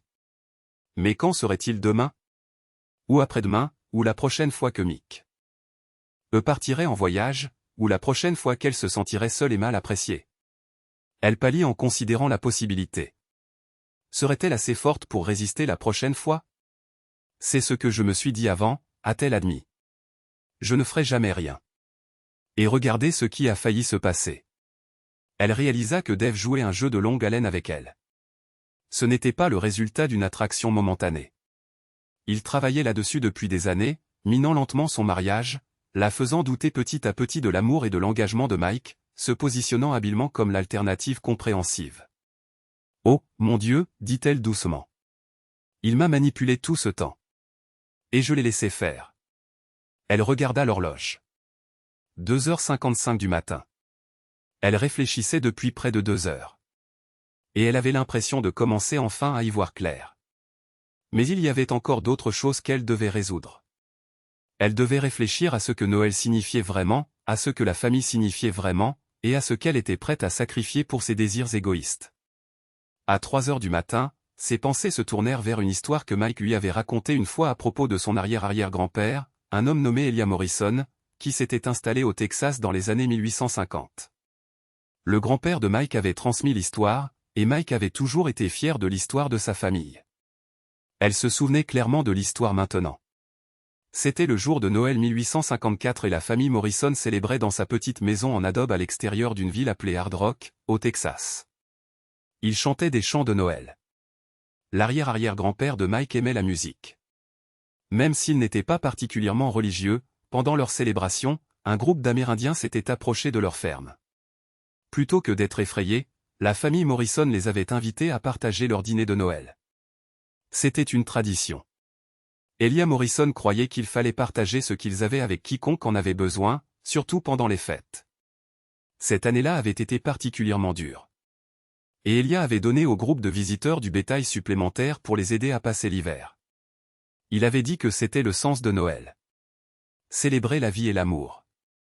Se souvenir de la naissance de quelqu'un qui avait donné sa vie pour les autres et traiter les gens correctement, faire preuve de respect et aider ceux qui en avaient besoin. L'arrière-arrière-grand-père de Mike comprenait ce qu'était vraiment Noël. Beth se dit, il ne s'agissait pas de sentiments, de cadeaux ou de ce que la société moderne en a fait. Il s'agissait de donner, de la famille, de l'amour. Elle repensa à la manière dont elle avait abordé Noël au cours des 15 dernières années, avec amertume et ressentiment, se concentrant sur sa propre douleur plutôt que sur la joie qu'elle pouvait apporter aux autres, surtout à Connor. « Mon fils n'a jamais eu un vrai Noël, réalisa-t-elle, parce que j'ai été trop égoïste et égocentrique pour lui en offrir un. » Ses pensées furent interrompues par un souvenir qui lui noua l'estomac. Elle se souvint d'une conversation qu'elle avait entendue dans un bar du centre-ville, un endroit où Dave allait parfois après le travail, un endroit où il l'avait emmené quelquefois. Elle était allée aux toilettes et revenait à leur table lorsqu'elle avait entendu sa voix venant du bar. Il parlait à des hommes qu'elle reconnaissait, Alan Michael et quelques autres. La conversation dont elle se souvenait maintenant était encore pire que celle qu'elle avait entendue au bureau. Dave n'avait pas seulement prévu de la séduire. Il s'en vantait, parlant d'elle comme s'il s'agissait d'un morceau de viande. « Alors, tu vas te taper la reine des glaces à la fête de Noël » avait demandé l'un d'eux. Reine des glaces. C'est comme ça qu'il l'appelait. Pas Beth, pas Madame Morrison, pas même leur respectée directrice financière, la reine des glaces. Je travaille sur elle depuis des mois, avait dit Dave. Son mari est en voyage. Elle se sent négligée et s'apitoie sur elle-même. Ce soir, c'est le grand soir. Et si elle dit non? Elle ne dira pas non, avait dit Dave avec confiance. Je l'ai là où je la veux. Quelques vers, un peu de sympathie sur la difficulté de sa vie. Peut-être quelques pas de danse et elle sera comme de la pâte à modeler entre mes mains. Ils avaient tous ri, et Beth avait eu la nausée. Mais elle avait repoussé ce souvenir, se disant qu'elle avait mal compris, que Dave ne pouvait pas être aussi calculateur. Maintenant, assise dans cette chambre d'hôtel à 3h30 du matin, elle ne pouvait plus le repousser. Elle devait faire face à la vérité sur ce que Dave pensait réellement d'elle, sur ce qu'avait vraiment été toute cette amitié. Il ne se soucie pas du tout de moi, dit-elle à voix haute. Je ne suis pour lui qu'une conquête, un défi, quelque chose à gagner. Elle pensa à ce qui se passerait si elle menait cette liaison à terme. Elle avait déjà imaginé les conséquences immédiates, le divorce, la perte de Connor, la destruction de sa famille. Mais il y aurait aussi d'autres conséquences. Que se passerait-il au travail? Dave avait clairement fait savoir que s'ils étaient ensemble, elle ne pourrait pas rester directrice financière. La politique de l'entreprise interdisait aux conjoints de travailler ensemble à des postes de direction. Donc, non seulement elle perdrait sa famille, mais elle perdrait aussi sa carrière. Et après? Dave l'épouserait-il vraiment? Ou perdrait-il tout intérêt une fois la conquête terminée? Finirait-elle comme ses autres conquêtes, utilisée et jetée? Même s'il m'épousait, réalisa-t-elle, je serais complètement dépendante de lui. J'aurais tout abandonné au mon mari, mon fils, ma carrière pour un homme qui me considère comme un trophée. La pensée était terrifiante. Elle avait travaillé si dur pour bâtir sa carrière, pour être indépendante et réussir. Était-elle vraiment prête à tout jeter pour un homme qui l'avait manipulée pour la mettre dans cette situation? À 4 heures du matin, ses pensées se tournèrent vers la considération la plus douloureuse de toutes, ce que cela ferait à Connor. Elle s'imaginait essayer d'expliquer à son fils de 9 ans pourquoi maman et papa n'allaient plus vivre ensemble. Comment pourrait-elle lui faire comprendre qu'elle avait choisi ses propres désirs égoïstes au détriment de son bien-être?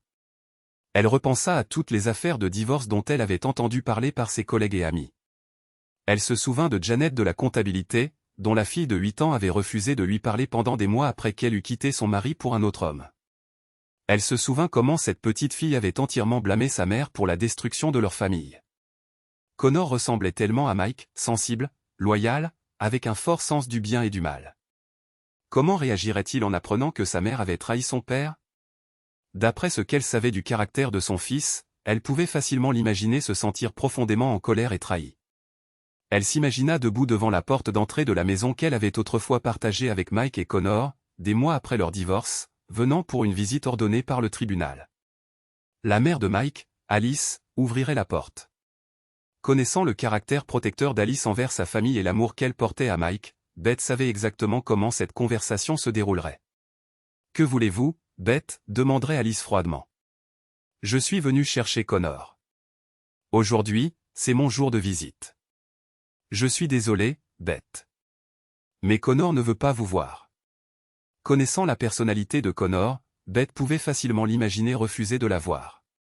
Il était assez grand pour comprendre ce que signifiait l'adultère, assez grand pour prendre parti. Et sachant à quel point il adorait son père, il n'y avait aucun doute sur le camp qu'il choisirait. « Je ne vais nulle part avec vous », pouvait-elle l'imaginer dire, sa voix froide et en colère. « Vous avez fait du mal à mon papa. Je vous déteste et je ne veux plus jamais vous revoir. » Cette pensée la rendait physiquement malade. Elle connaissait assez bien Connor pour savoir qu'une fois qu'il avait pris une décision, il était incroyablement têtu. S'il décidait quelle était la méchante de cette histoire, il pourrait ne jamais lui pardonner. Mais l'analyse ne s'arrêtait pas là. Beth avait travaillé assez longtemps dans la finance d'entreprise pour comprendre comment fonctionnaient les règlements de divorce, surtout lorsque l'adultère était impliqué. Elle pensa au cas de Sandra Williams, une directrice marketing de leur entreprise qui avait eu une liaison avec un collègue. Le mari de Sandra l'avait dépouillée au tribunal de divorce. Beth essaya de réfléchir à ce qui se passerait probablement dans son propre cas. Mike avait un bon travail et était clairement le conjoint fidèle. Elle était celle qui gagnait le mieux sa vie et qui avait commis l'adultère. Dans l'Ohio, l'adultère était toujours un motif de divorce et pouvait certainement affecter le règlement. D'après ce qu'elle avait vu dans d'autres cas, Mike obtiendrait probablement la garde principale de Connor, surtout si Connor exprimait le désir de vivre avec son père. Elle devrait probablement payer une pension alimentaire substantielle, probablement environ 20% de ses revenus. Il pourrait également y avoir des pensions compensatoires, selon la durée de leur mariage et l'écart de revenus. La maison irait probablement à Mike puisque Connor vivrait avec lui. Elle pourrait avoir à payer une partie du prêt hypothécaire en tant que soutien supplémentaire. Ses comptes de retraite seraient probablement partagés, mais Mike pourrait obtenir une part plus importante des autres biens en compensation de son infidèle. It. Elle pensa aux seuls frais juridiques, probablement des dizaines de milliers de dollars pour les deux parties. Elle avait vu des collègues dépenser 50 000 $ ou plus pour des divorces contentieux. Ensuite, il y avait les considérations pratiques.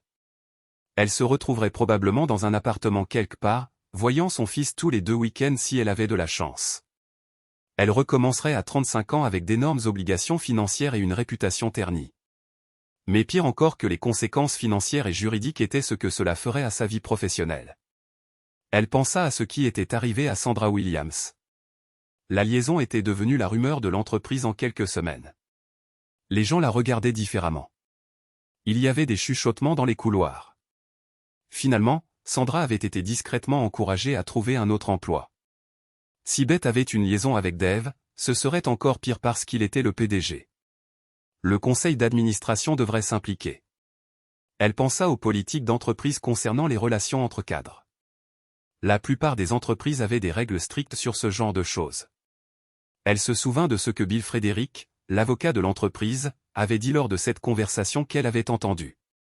Si son mari obtient la preuve que vous êtes impliqué avec elle, il pourrait poursuivre l'entreprise pour avoir créé un environnement de travail hostile. Il pourrait également y avoir des implications de harcèlement sexuel. Je suis ici pour protéger l'entreprise de ce genre de responsabilité. Ensuite, il y avait la politique d'entreprise concernant les conjoints travaillant ensemble. Si elle et Dave s'impliquaient, l'un d'eux devrait quitter l'entreprise, et ce ne serait pas le PDG. Donc, non seulement elle perdrait sa famille, mais elle perdrait aussi sa carrière. Elle avait travaillé pendant 12 ans pour bâtir sa réputation de directrice financière. Tout cela serait perdu. Beth pensa à ce qui se passerait ensuite, compte tenu des antécédents de Dave avec les femmes. Combien de temps son intérêt pour elle durerait-il vraiment? Elle avait entendu des rumeurs sur sa vie sentimentale depuis la mort de sa femme. Une succession de relations qui ne semblaient jamais durer plus de quelques mois. Et si elle abandonnait tout pour lui, seulement pour qu'il perde tout intérêt une fois la conquête terminée? Elle pouvait s'imaginer un an plus tard, divorcée, au chômage, séparée de son fils, et rejetée par l'homme pour qui elle avait tout sacrifié. Elle pensa à son amie Lisa, qui avait quitté son mari pour son patron il y a 5 ans. Lisa avait emménagé avec lui, pensant que c'était le début d'une grande histoire d'amour. 6 mois plus tard, il avait commencé à fréquenter sa secrétaire. Lisa avait fini par perdre son emploi, son mariage et sa relation avec sa fille adolescente. Et si la même chose m'arrivait, pensa Beth. Et si j'abandonnais tout? Et ensuite Dave décide qu'il veut quelqu'un de plus jeune, quelqu'un sans tout ce bagage émotionnel. Elle pouvait facilement imaginer ce scénario. Dave se lassant de gérer son bagage émotionnel, sa culpabilité, ses obligations financières envers Mike et Connor. Elle pouvait l'imaginer trouver des excuses pour travailler tard, être moins affectueux, finalement lui dire qu'il avait besoin d'espace. Alors, où serait-elle? Seule dans un petit appartement, travaillant à un emploi beaucoup moins bien rémunéré, luttant pour payer la pension alimentaire, regardant de loin Connor grandir sans elle. Elle pensa à Mike se remariant. C'était un homme bon, loyal, gentil, travailleur. Une femme aurait de la chance de l'avoir. Elle pouvait l'imaginer trouver quelqu'un qui apprécierait ce qu'elle avait tenu pour acquis, quelqu'un qui serait ravi d'avoir un mari dévoué et un merveilleux beau-fils. L'idée qu'une autre femme prenne sa place dans la vie de Connor était presque insupportable. Elle imaginait Connor appelant cette nouvelle femme, maman, allant la chercher pour du réconfort, partageant ses réussites et ses déceptions avec elle au lieu de Beth. Elle se souvint de sa collègue Patricia, dont l'ex-mari s'était remarié avec une femme formidable avec les enfants. Les enfants de Patricia adoraient leur belle-mère, préférant souvent passer du temps chez leur père. Patricia était devenue de plus en plus amère et rancunière, se battant constamment avec son ex-mari pour des questions de garde, essayant de rivaliser avec une femme qui avait tous les avantages et aucun des inconvénients. « Est-ce cela que je veux devenir ?» se demanda Beth. Une ex-femme amère qui se battait pour la moindre miette d'attention de son fils. Elle pensait aux conséquences à long terme, non seulement pour les quelques années à venir, mais pour des décennies. Elle manquerait les années d'adolescence de Connor, sa remise de diplôme au lycée, ses années d'université. Elle pourrait ne pas être invitée à son mariage. Elle pourrait ne jamais avoir de relation étroite avec ses petits-enfants. Elle imaginait vieillir seule, ayant sacrifié les relations les plus importantes de sa vie pour un moment de gratification égoïste. Beth songea à ce qu'elle savait des femmes qui avaient fait des choix similaires. Elle pensa à la sœur de sa mère, tante Margaret, qui avait quitté sa famille pour un autre homme quand Beth était enfant. Margaret avait fini isolée de sa famille, vivant seule dans un petit appartement dans un autre état. Elle était morte il y a quelques années, pratiquement sans amis, avec seulement des parents éloignés à ses funérailles. Était-ce le genre d'avenir qu'elle désirait? Finir comme Margaret, seule, pleine de regrets, n'ayant rien à montrer de sa vie si ce n'est une série de mauvais choix et de ponts brûlés. Elle pensa aux fêtes, au matin de Noël passé seul, tandis que Mike, Connor et probablement une nouvelle belle-mère ouvriraient des cadeaux ensemble, au dîner de Thanksgiving en solitaire, pendant que son ancienne famille célébrerait avec leur nouvelle relation, plus saine. Cette analyse était dévastatrice, mais elle se força à continuer. Elle devait comprendre exactement ce qu'elle abandonnerait et ce qu'elle recevrait en retour. D'un côté, son mariage avec un homme bon qu'il aimait, sa relation avec son fils merveilleux, sa maison, sa sécurité financière, sa carrière, sa réputation, sa place dans la communauté. De l'autre côté, une liaison avec un homme qui la voyait comme une conquête, qui l'avait systématiquement manipulée, et qui avait l'habitude de se débarrasser des femmes une fois qu'il avait obtenu ce qu'il voulait d'elles. Quand elle le présentait ainsi, le choix semblait évident. Comment avait-elle pu se convaincre que c'était une décision difficile? Elle réalisa que Dave avait joué un jeu psychologique très sophistiqué avec elle. Il l'avait isolée de Mike en le critiquant constamment. Il l'avait fait se sentir spéciale et comprise tout en minant progressivement sa confiance en son mariage. Il s'était positionné comme la solution à tous ses problèmes sans jamais avoir à prouver qu'il pouvait réellement être un bon partenaire. C'était une manipulation classique, et elle y avait succombé complètement. Beth regarda l'horloge, 5h30 du matin. Elle réfléchissait depuis plus de 5 heures, et elle se sentait une personne complètement différente de la femme qui s'était effondrée sur cette piste de danse. Elle pensa à la conversation qu'elle devrait avoir avec Dave. Elle le connaissait suffisamment pour savoir qu'il n'abandonnerait pas facilement. Il essaierait probablement de la convaincre qu'elle faisait une erreur, que Mike ne l'appréciait pas, qu'ils étaient faits l'un pour l'autre. Elle devait être préparée à cette conversation. Elle devait être claire et ferme et ne pas lui permettre de la manipuler à nouveau. Elle devait aussi réfléchir à sa situation professionnelle. Même si elle repoussait les avances de Dave, travailler pour lui serait gênant maintenant qu'elle comprenait ses véritables intentions. Elle devrait peut-être commencer à chercher d'autres opportunités. Mais le plus important, elle devait se concentrer sur la reconstruction de sa relation avec Mike et être la mère que Connor méritait. Elle pensa à Noël, qui n'était qu'à un jour. Pour la première fois en 15 ans, elle voulait le célébrer correctement. Elle voulait créer le genre de souvenirs familiaux joyeux qu'elle avait refusé à Connor à cause de son propre bagage émotionnel. Elle voulait décorer la maison, installer un sapin, faire des biscuits, chanter des chants de Noël et montrer à sa famille à quel point elle leur était reconnaissante. Ce sera le meilleur Noël de Connor, se promit-elle. Et celui de Mike aussi. Alors que l'aube commençait à se lever sur Toledo, Beth ressentit une clarté et un sens du but qu'elle n'avait pas éprouvé depuis des mois. Elle avait failli détruire tout ce qui comptait pour elle. Mais elle avait reculé du bord du précipice juste à temps. Elle avait du travail à faire, un mariage à reconstruire, un fils à aimer correctement et une nouvelle vie à créer basée sur la gratitude et l'appréciation au lieu du ressentiment et de l'apitoiement sur soi. À 6 heures du matin, elle s'habilla et rassembla ses affaires. Elle se sentait émotionnellement épuisée, mais étrangement lucide. La longue nuit d'auto-examen brutal avait été douloureuse mais nécessaire. Elle pensa à l'email qu'elle avait vu quelques jours auparavant, une offre d'emploi pour un poste de directrice financière dans une grande organisation à but non lucratif qui aidait les familles sans abri.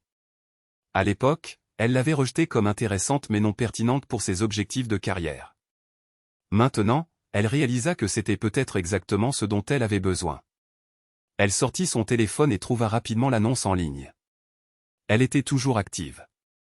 Alors, elle ouvrit son application de messagerie et envoya un message à l'adresse indiquée, exprimant son intérêt pour le poste. Ceci fait, elle alla à la salle de bain, prit une douche et s'habilla avec les vêtements décontractés qu'elle avait apportés. Au moment où elle finissait de rassembler ses affaires, elle entendit frapper à la porte.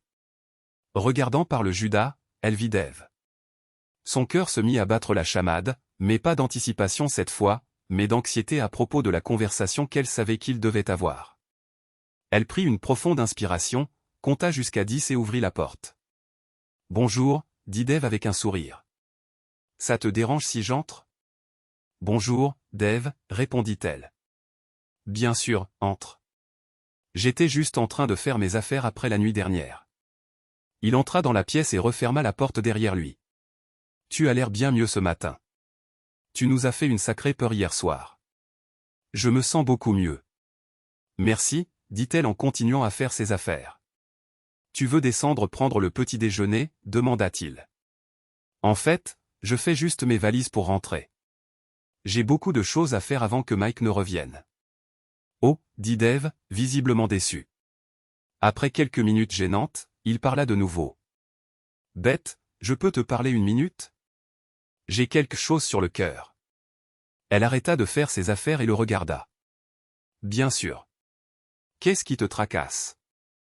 Eh bien, Beth, la vérité est que je suis très attiré par toi, dit-il. Je me demandais si nous pouvions nous retrouver et peut-être explorer nos sentiments l'un pour l'autre. Beth s'attendait à cette conversation, mais l'entendre prononcer ces mots lui retournait encore l'estomac. Après tout ce qu'elle avait réalisé pendant la nuit, sa proposition lui semblait encore plus manipulatrice et prédatrice qu'auparavant. « Assieds-toi, Dave, dit-elle calmement. Nous devons parler. » Il s'assit sur la chaise près du bureau, se demandant ce qu'elle allait dire. Il n'aimait pas le ton de sa voix. Elle n'était pas en colère, mais elle n'était pas encourageante non plus. Elle s'assit sur le lit, se tournant pour lui faire face. « Je dois admettre que j'ai aussi ressenti de l'attirance pour toi, commença-t-elle.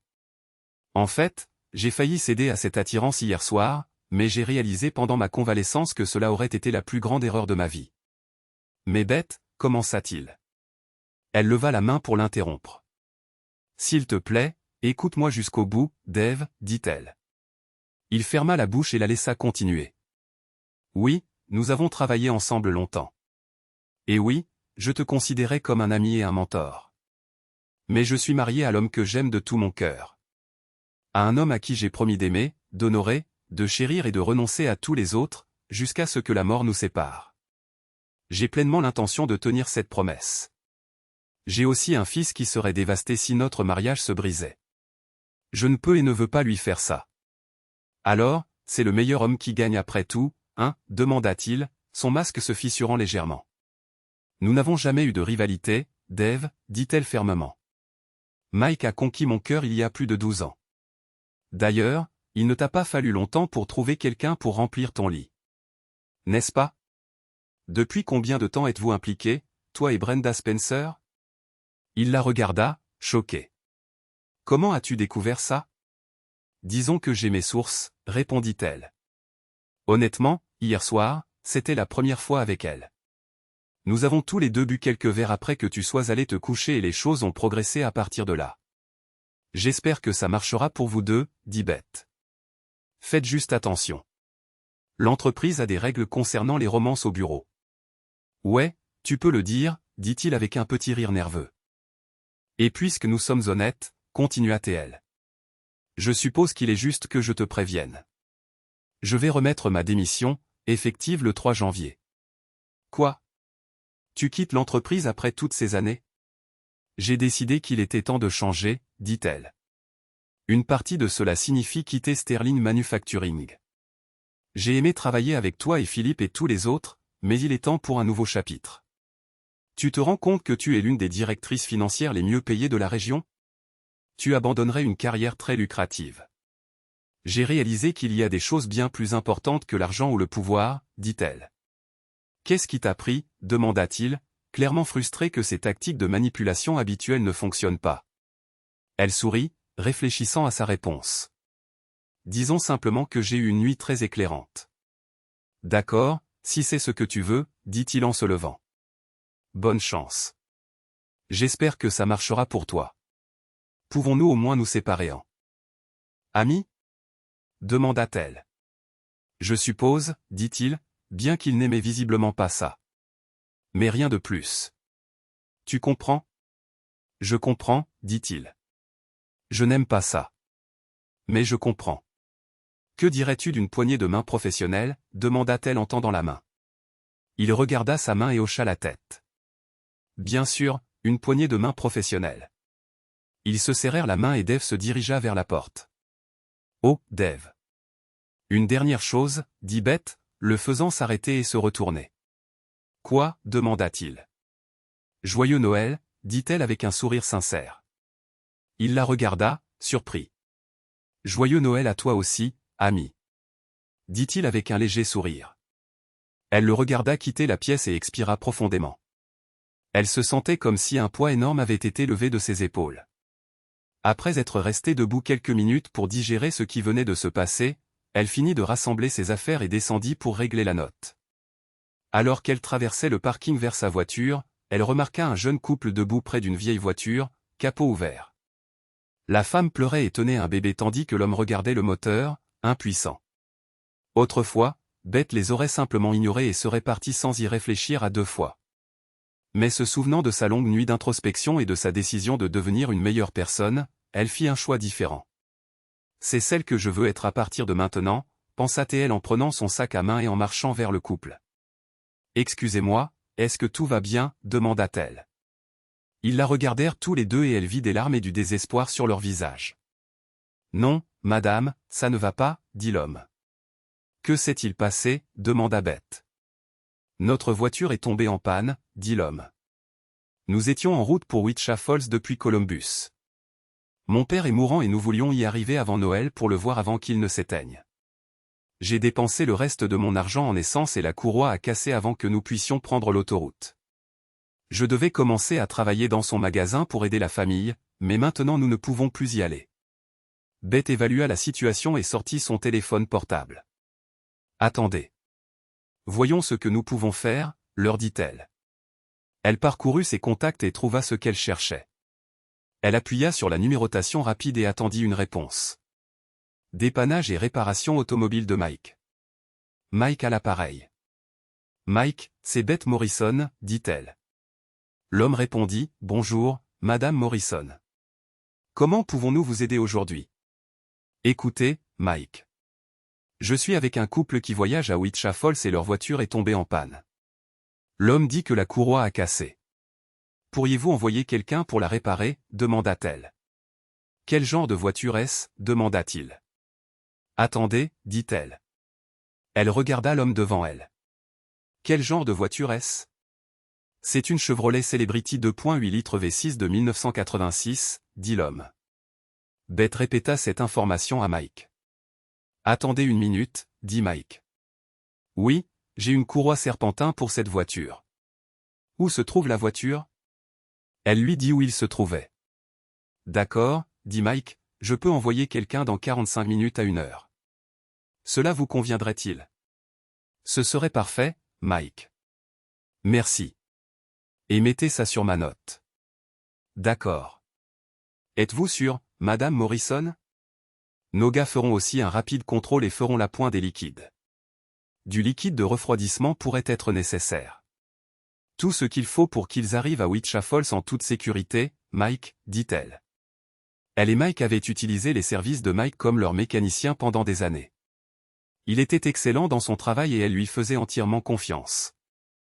Oui, madame. Nous nous en occuperons pour vous, répondit-il avec enthousiasme. Elle termina l'appel et regarda la famille. Ils avaient l'air de n'avoir pas mangé un repas décent depuis longtemps.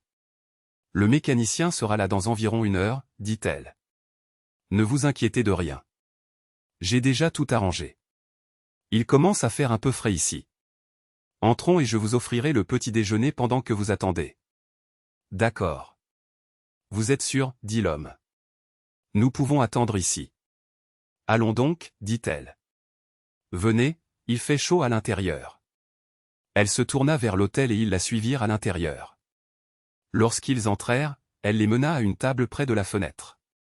Une fois installés, un serveur s'approcha d'eux. « Êtes-vous des clients de l'hôtel » demanda le serveur. La salle à manger est réservée aux clients. J'étais une cliente. Ici hier soir, dit Beth. À la fête de l'entreprise Sterling. Vous n'allez pas refuser à cette famille un petit déjeuner la veille de Noël, n'est-ce pas? Le serveur parut confus un instant. Je suppose que non, dit-il. Nous avons un petit déjeuner spécial en ce moment. Omelette Denver, pommes de terre rissolées, toast, bacon, jus et café. Cela vous conviendra-t-il? Oui, dit Beth. 2 portions et du porridge ou des céréales pour le bébé, s'il vous plaît. Elle sortit sa carte de crédit et la tendit au serveur. C'est pour moi, dit-elle.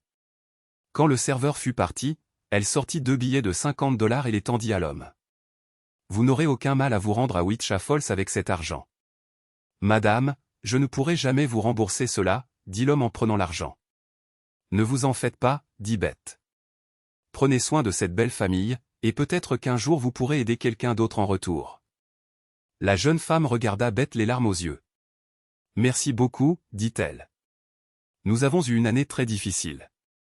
Que Dieu vous bénisse. Beth sentit les larmes lui monter aux yeux. Il l'a déjà fait, dit-elle à la femme. Joyeux Noël, dit la femme. L'homme répéta ces mots. Joyeux Noël à vous aussi, dit Beth. Et pour la première fois en 15 ans, elle le pensait vraiment. Elle les laissa prendre leur petit déjeuner et se dirigea vers sa voiture, retenant des larmes d'une nature très différente de celles qu'elle avait versées quelques heures auparavant. C'étaient des larmes de joie, des larmes de soulagement, des larmes de rédemption. Quand elle monta dans la voiture, elle regarda le hall de l'hôtel et vit la jeune famille à travers la fenêtre, souriant et parlant autour de leur repas. Le bébé riait de quelque chose que son père faisait. Et la mère avait l'air détendue pour la première fois depuis que Beth l'avait vue. C'est ce que je veux être, dit-elle à voix haute. Pas la femme amère et égoïste que j'ai été, mais quelqu'un qui aide les autres. Quelqu'un qui répand la joie au lieu du ressentiment. Elle démarra la voiture et commença à rentrer chez elle, se sentant une personne complètement différente de la femme qui était partie pour la fête de Noël seulement 14 heures auparavant. Elle était passée si près de détruire tout ce qui comptait pour elle. Mais d'une manière ou d'une autre, elle avait retrouvé son chemin grâce à une analyse minutieuse, une auto-réflexion honnête et un engagement à être meilleure. Maintenant, elle avait du travail à faire. Elle avait un mariage à reconstruire, un fils à aimer correctement, et une nouvelle vie à créer, basée sur la gratitude et l'amour au lieu de l'amertume et de l'apitoiement sur soi. Alors qu'elle traversait les rues tranquilles de Toledo vers sa maison, Beth Morrison sourit pour la première fois depuis des mois. Noël ne faisait que commencer, et pour la première fois en 15 ans, elle était prête à le célébrer correctement. À l'aube, Beth s'habilla et rassembla ses affaires. Elle se sentait émotionnellement épuisée, mais étrangement lucide. La longue nuit d'auto-examen avait été douloureuse, mais nécessaire. Elle avait l'impression de porter un lourd fardeau depuis des mois, et maintenant il était enfin parti. Elle fit sa valise pour la nuit, y compris le bikini qu'elle avait apporté avec des intentions si différentes. En le regardant maintenant, elle ressentit une vague de honte et de dégoût. Comment avait-elle pu être si naïve, si facilement manipulée? Elle quitta l'hôtel tôt, vers 6h30 du matin. Le hall était presque vide, juste le réceptionniste de nuit et quelques clients lève-tôt. Alors qu'elle se dirigeait vers la sortie, portant son sac, elle entendit une voix d'homme derrière elle. « Excusez-moi, mademoiselle. » Elle se retourna, s'attendant à voir Dave, le cœur battant de panique. Mais ce n'était pas Dave. C'était le même homme aux yeux bleus saisissants qui lui avait rendu ses clés la nuit précédente. « Je crois que vous avez laissé tomber ceci, » dit-il, lui tendant son téléphone. Elle vérifia son sac à main et réalisa que son téléphone manquait effectivement. « Merci, » dit-elle en le prenant. « Je ne sais pas pourquoi je laisse toujours tomber des choses quand je suis près de vous. » Il sourit. « Parfois, nous perdons des choses quand nos pensées sont ailleurs.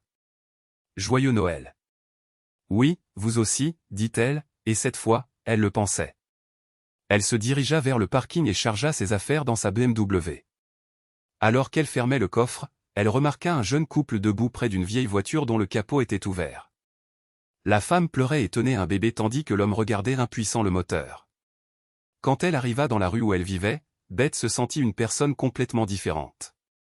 Elle vit la voiture d'Alice garée devant la maison et réalisa que ses beaux-parents avaient probablement ramené Connor à la maison.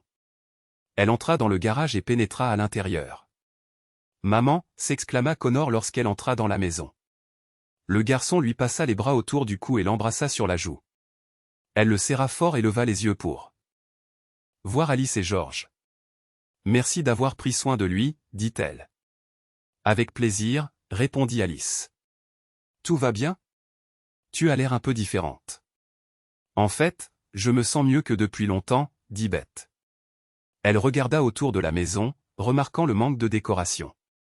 Il n'y avait même pas de sapin de Noël dans le salon. Quelque chose n'allait pas. Elle regarda Connor à nouveau. « Chérie, sais-tu où papa garde les décorations de Noël ?» demanda-t-elle. George et Alice se regardèrent surpris, et Connor regarda sa mère sous le choc. Cela faisait longtemps qu'il n'avait pas utilisé d'ornements. « Oui, je sais où ils sont, » dit-il hésitamment. « Tu ne veux pas les accrocher ?» demanda Beth. Le visage de Connor s'illumina et il sourit. « Oui, j'aimerais bien. »« Papa, pourrais-tu aider Connor avec ça ? » « Et peut-être avec les lumières extérieures ?» demanda Beth. « Oui, j'adorerais, » dit George. « Connor, sais-tu quel CD de Noël ton papa préfère ? demanda Beth. « Oui, dit-il, et il se dirigea vers le meuble de musique. Il parcourut les CD et sortit l'un des CD de Mannheim Steamroller que Mike avait acheté il y a des années. Il le tendit à Beth. Il aime beaucoup celui-ci. Tu nous laisses l'écouter? Bien sûr, chérie. C'est Noël, n'est-ce pas? Chouette, cria Connor. George et Alice les regardèrent et se regardèrent l'un l'autre, plus surpris que jamais, alors que Beth insérait le disque dans le lecteur CD. Elle appuya sur lecture et bientôt la musique emplit la pièce. Beth sourit largement tandis que la musique jouait. « Es-tu sûre que tout va bien, ma chérie ?» demanda Alice. « Oh, oui, maman. »« J'en suis sûre, » répondit Beth. « Maintenant, Connor, va avec papy et fais tout ce qu'il te dit. »« D'accord, je le ferai, maman, » dit-il, attrapant la main de George. Beth entendit son téléphone vibrer et vit que Mike lui avait envoyé un message texte. « J'ai eu une place sur un vol plus tôt, je quitte Détroit dans une demi-heure. Je te vois bientôt. Je t'aime. » C'est super. Je t'aime aussi, lui écrivit-elle en retour. Mike a quitté Détroit sur un vol anticipé, dit-elle à Alice. Pourrais-tu m'aider à faire des biscuits et du chocolat chaud? J'ai peur que mes compétences culinaires ne m'aient fait défaut dernièrement et j'aurais besoin d'aide. Oui, mais que se passe-t-il, Beth? Je ne t'ai jamais vue aussi heureuse et enjouée. Je te raconterai plus tard, dit-elle. C'est incroyable.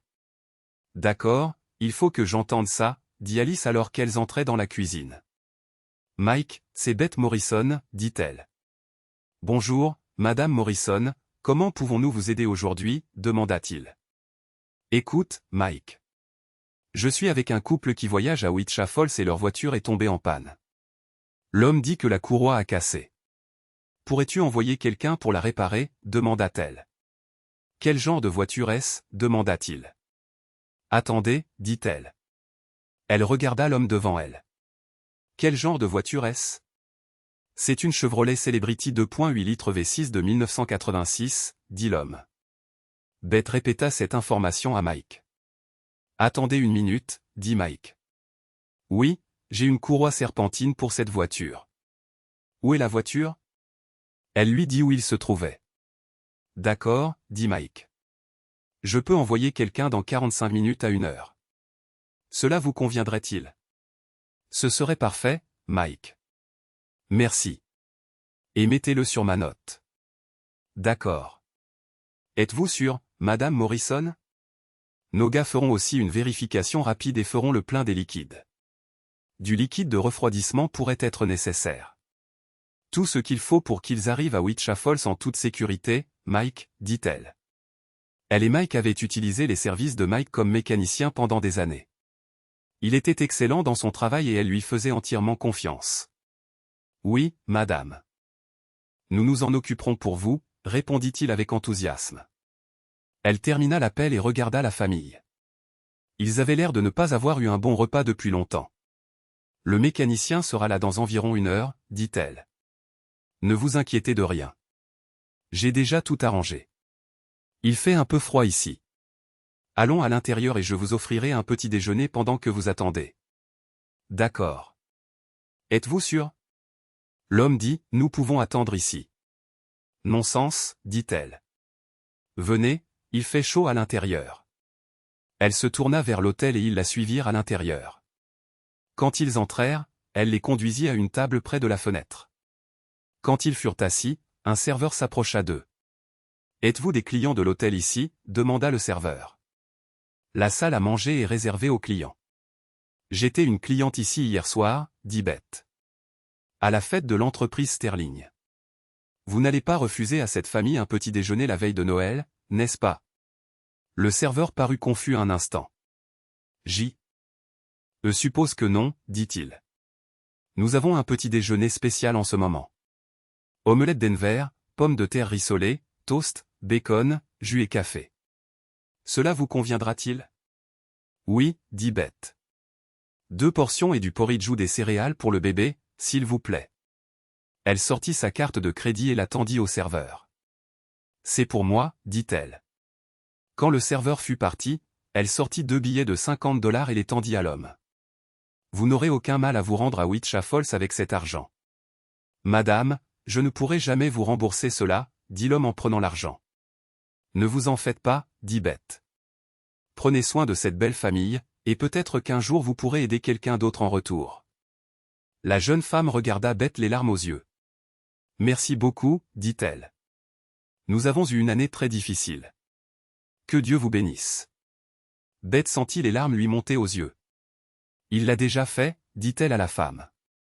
Joyeux Noël, dit la femme. L'homme répéta ces mots. Joyeux Noël à vous aussi, dit Beth. Et pour la première fois en 15 ans, elle le pensait vraiment. Elle les laissa prendre leur petit déjeuner et se dirigea vers sa voiture, retenant des larmes d'une nature très différente de celles qu'elle avait versées quelques heures auparavant. C'étaient des larmes de joie, des larmes de soulagement, des larmes de rédemption. Quand elle monta dans la voiture, elle regarda le hall de l'hôtel et vit la jeune famille à travers la fenêtre, souriante et parlant autour de leur repas.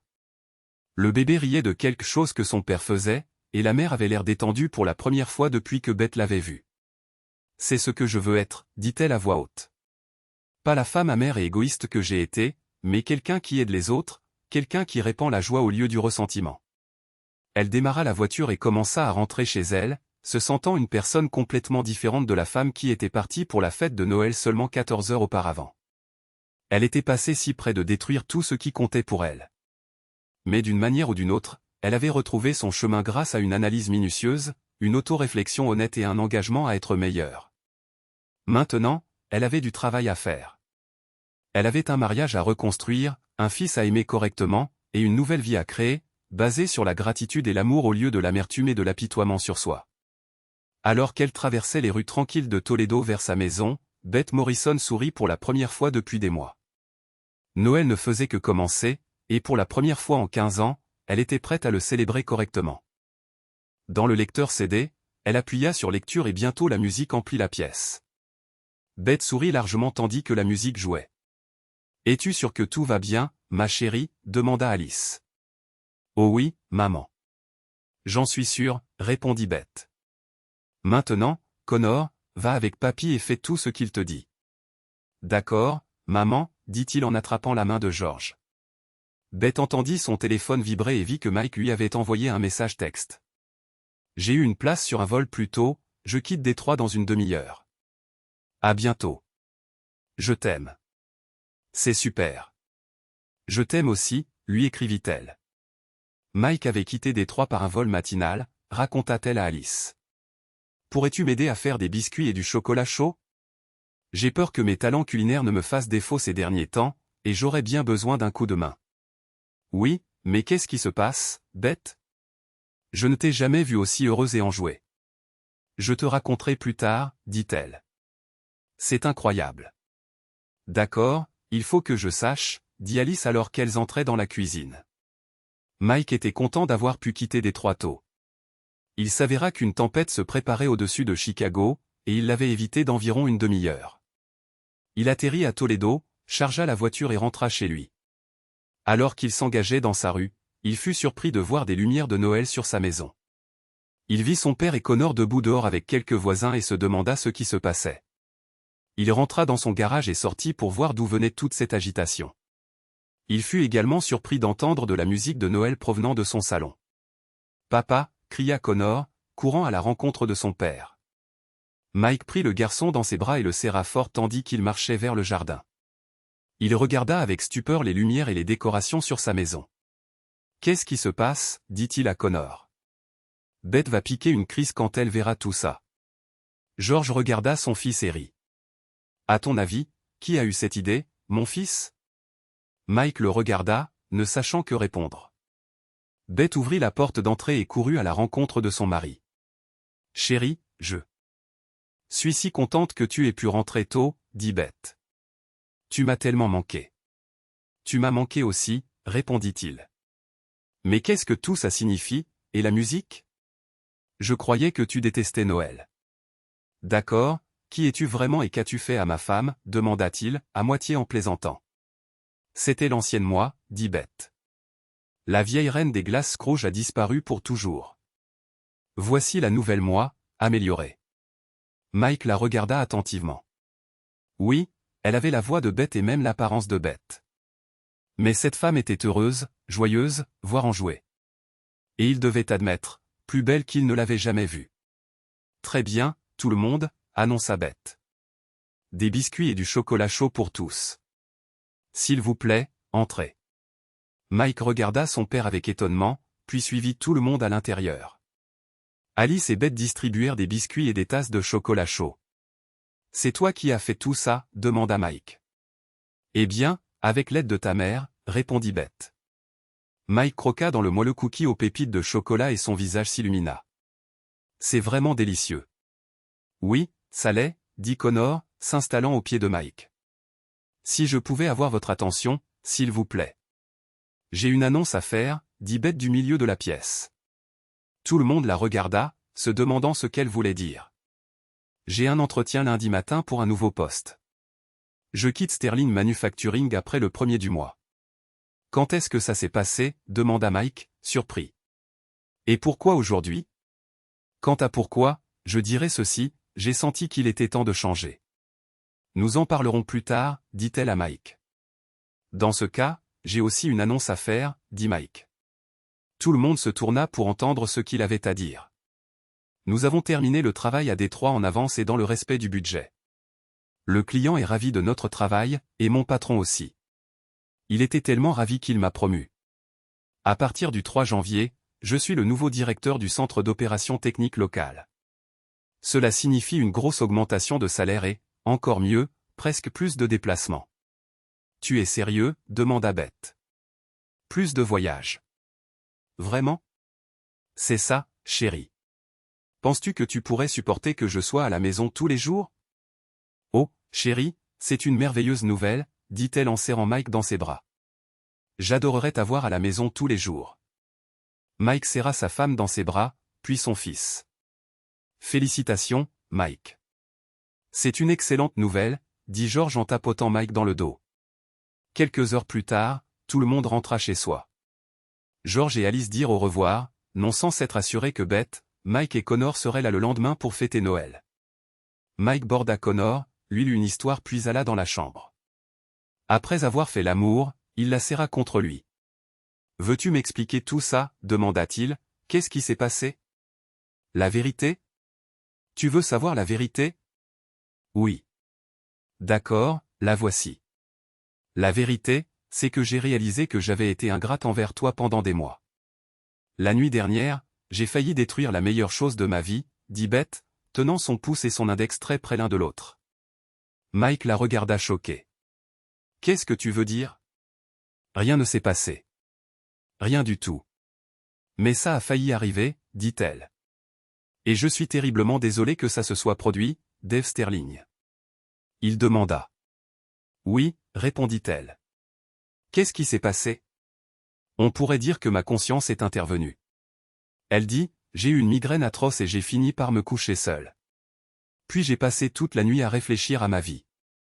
Vraiment y réfléchir pour la première fois depuis des mois. J'ai réalisé ce qui se passait et j'ai vu Dave pour ce qu'il était vraiment. Pendant toutes ces années, il avait agi comme mon ami, mais en réalité, tout ce qu'il voulait, c'était me mettre dans son lit et détruire notre mariage. J'ai aussi réfléchi à toutes les conséquences possibles pour notre famille et je n'ai tout simplement pas pu supporter ça. C'est là que j'ai décidé de tout changer.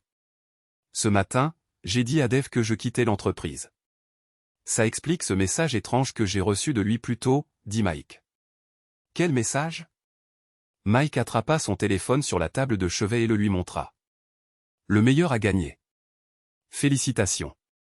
Des bêteries en lisant le message. Et moi qui pensais qu'il était sincère. Dis-moi, femme, dois-je aller lui botter les fesses? Demanda Mike avec un sourire. Non, chérie. J'ai le sentiment qu'il va faire face à ses propres conséquences assez tôt. Beth dit. Alors, c'est quoi cette histoire de nouveau travail? Demanda Mike. Je me suis souvenu avoir vu une annonce pour une organisation à but non lucratif national qui cherchait un nouveau directeur financier. J'ai vérifié l'annonce ce matin et j'ai envoyé un courriel exprimant mon intérêt. J'ai reçu une réponse disant qu'il me connaissait et aimerait me voir lundi matin. Mais tu ne seras qu'une parmi tant d'autres qui ont postulé pour le poste, dit-il. Non, pas vraiment. Il s'avère que l'un des membres du conseil d'administration de l'organisation est marié à l'un des concurrents de Sterling, donc elle connaît déjà ma réputation. J'ai reçu un courriel disant qu'ils avaient eu des réponses de quelques personnes, mais qu'ils n'étaient pas impressionnés. L'entretien de lundi est pratiquement une formalité. Quel genre d'organisation à but non lucratif est-ce ? Demanda Mike. Ils aident les familles sans abri à se remettre sur pied, en leur offrant des conseils financiers, une aide à la gestion de budget et en les aidant à trouver un logement stable, répondit-elle. Ils ont spécifiquement besoin de quelqu'un ayant de solides compétences financières et comptables pour aider à restructurer leurs opérations et à développer leurs programmes. Toi, travailler avec les sans-abri ? C'est différent. Il dit. Comme je l'ai dit, Mike, j'ai beaucoup réalisé ce matin. Elle dit, jusqu'à présent, je me suis uniquement concentré sur l'argent et l'avancement de ma carrière. Je n'ai jamais pris le temps de regarder autour de moi et de penser à la façon dont je pourrais utiliser mes compétences pour aider d'autres personnes.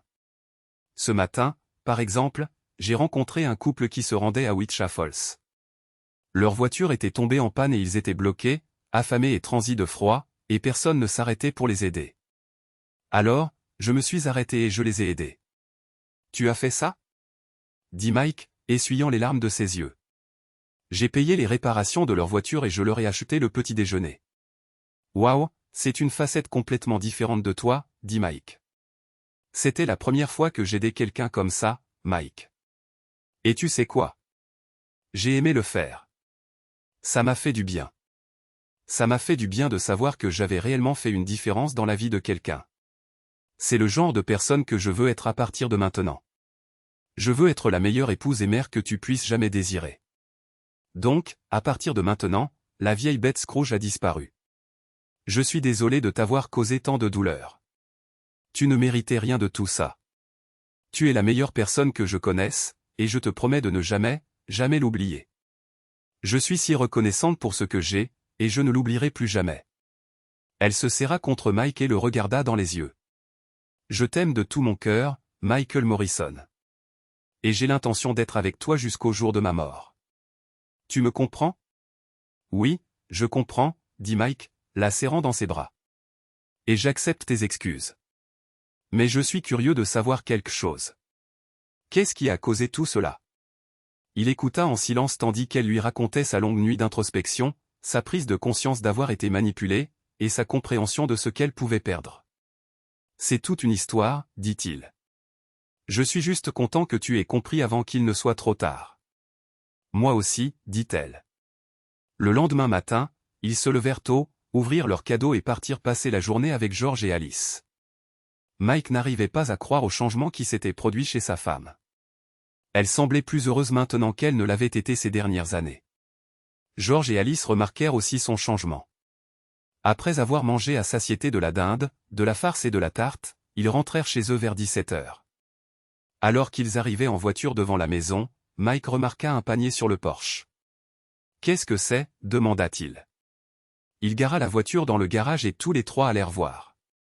Dans le panier se trouvait une couverture rouge, et sous la couverture, le plus mignon des chiots qu'ils n'avaient jamais vu. Dès que le chiot remarqua Connor, il remua la queue et leva la patte. Connor caressa le chien et vit une carte dans le panier. Il tendit la carte à Mike, qui l'ouvrit et la lut. « Joyeux Noël à la famille Morrison. Nous avons entendu dire que vous aviez traversé des moments difficiles cette année, et nous voulions faire quelque chose de gentil pour vous. Ce petit gars a besoin d'un bon foyer et nous avons pensé que vous auriez peut-être besoin d'un ami. Il est déjà castré et a eu toutes ses vaccinations. Vos voisins, les Anderson. » Les Anderson ? Mike dit, c'est tellement gentil de leur part. Ils ont dû entendre à quel point nous étions stressés. Beth dit, les petits quartiers. Tout le monde connaît les affaires de tout le monde. Je peux le garder, maman ? Demanda Connor. S'il te plaît, j'en prendrai très bien soin. Je promets. Tu le nourriras et lui donneras à boire ? Tu le promèneras tous les jours ? Demanda Beth. Oui, maman, je le ferai, dit le garçon. Il peut même dormir avec moi s'il veut. Beth regarda le chiot. Y réfléchissant. Chaque garçon a besoin d'un chiot. Tu ne crois pas ? Demanda Mike. D'accord, tu peux le garder, dit Beth. Hurrah. Merci, maman. tu es la meilleure maman du monde. Je t'aime tellement.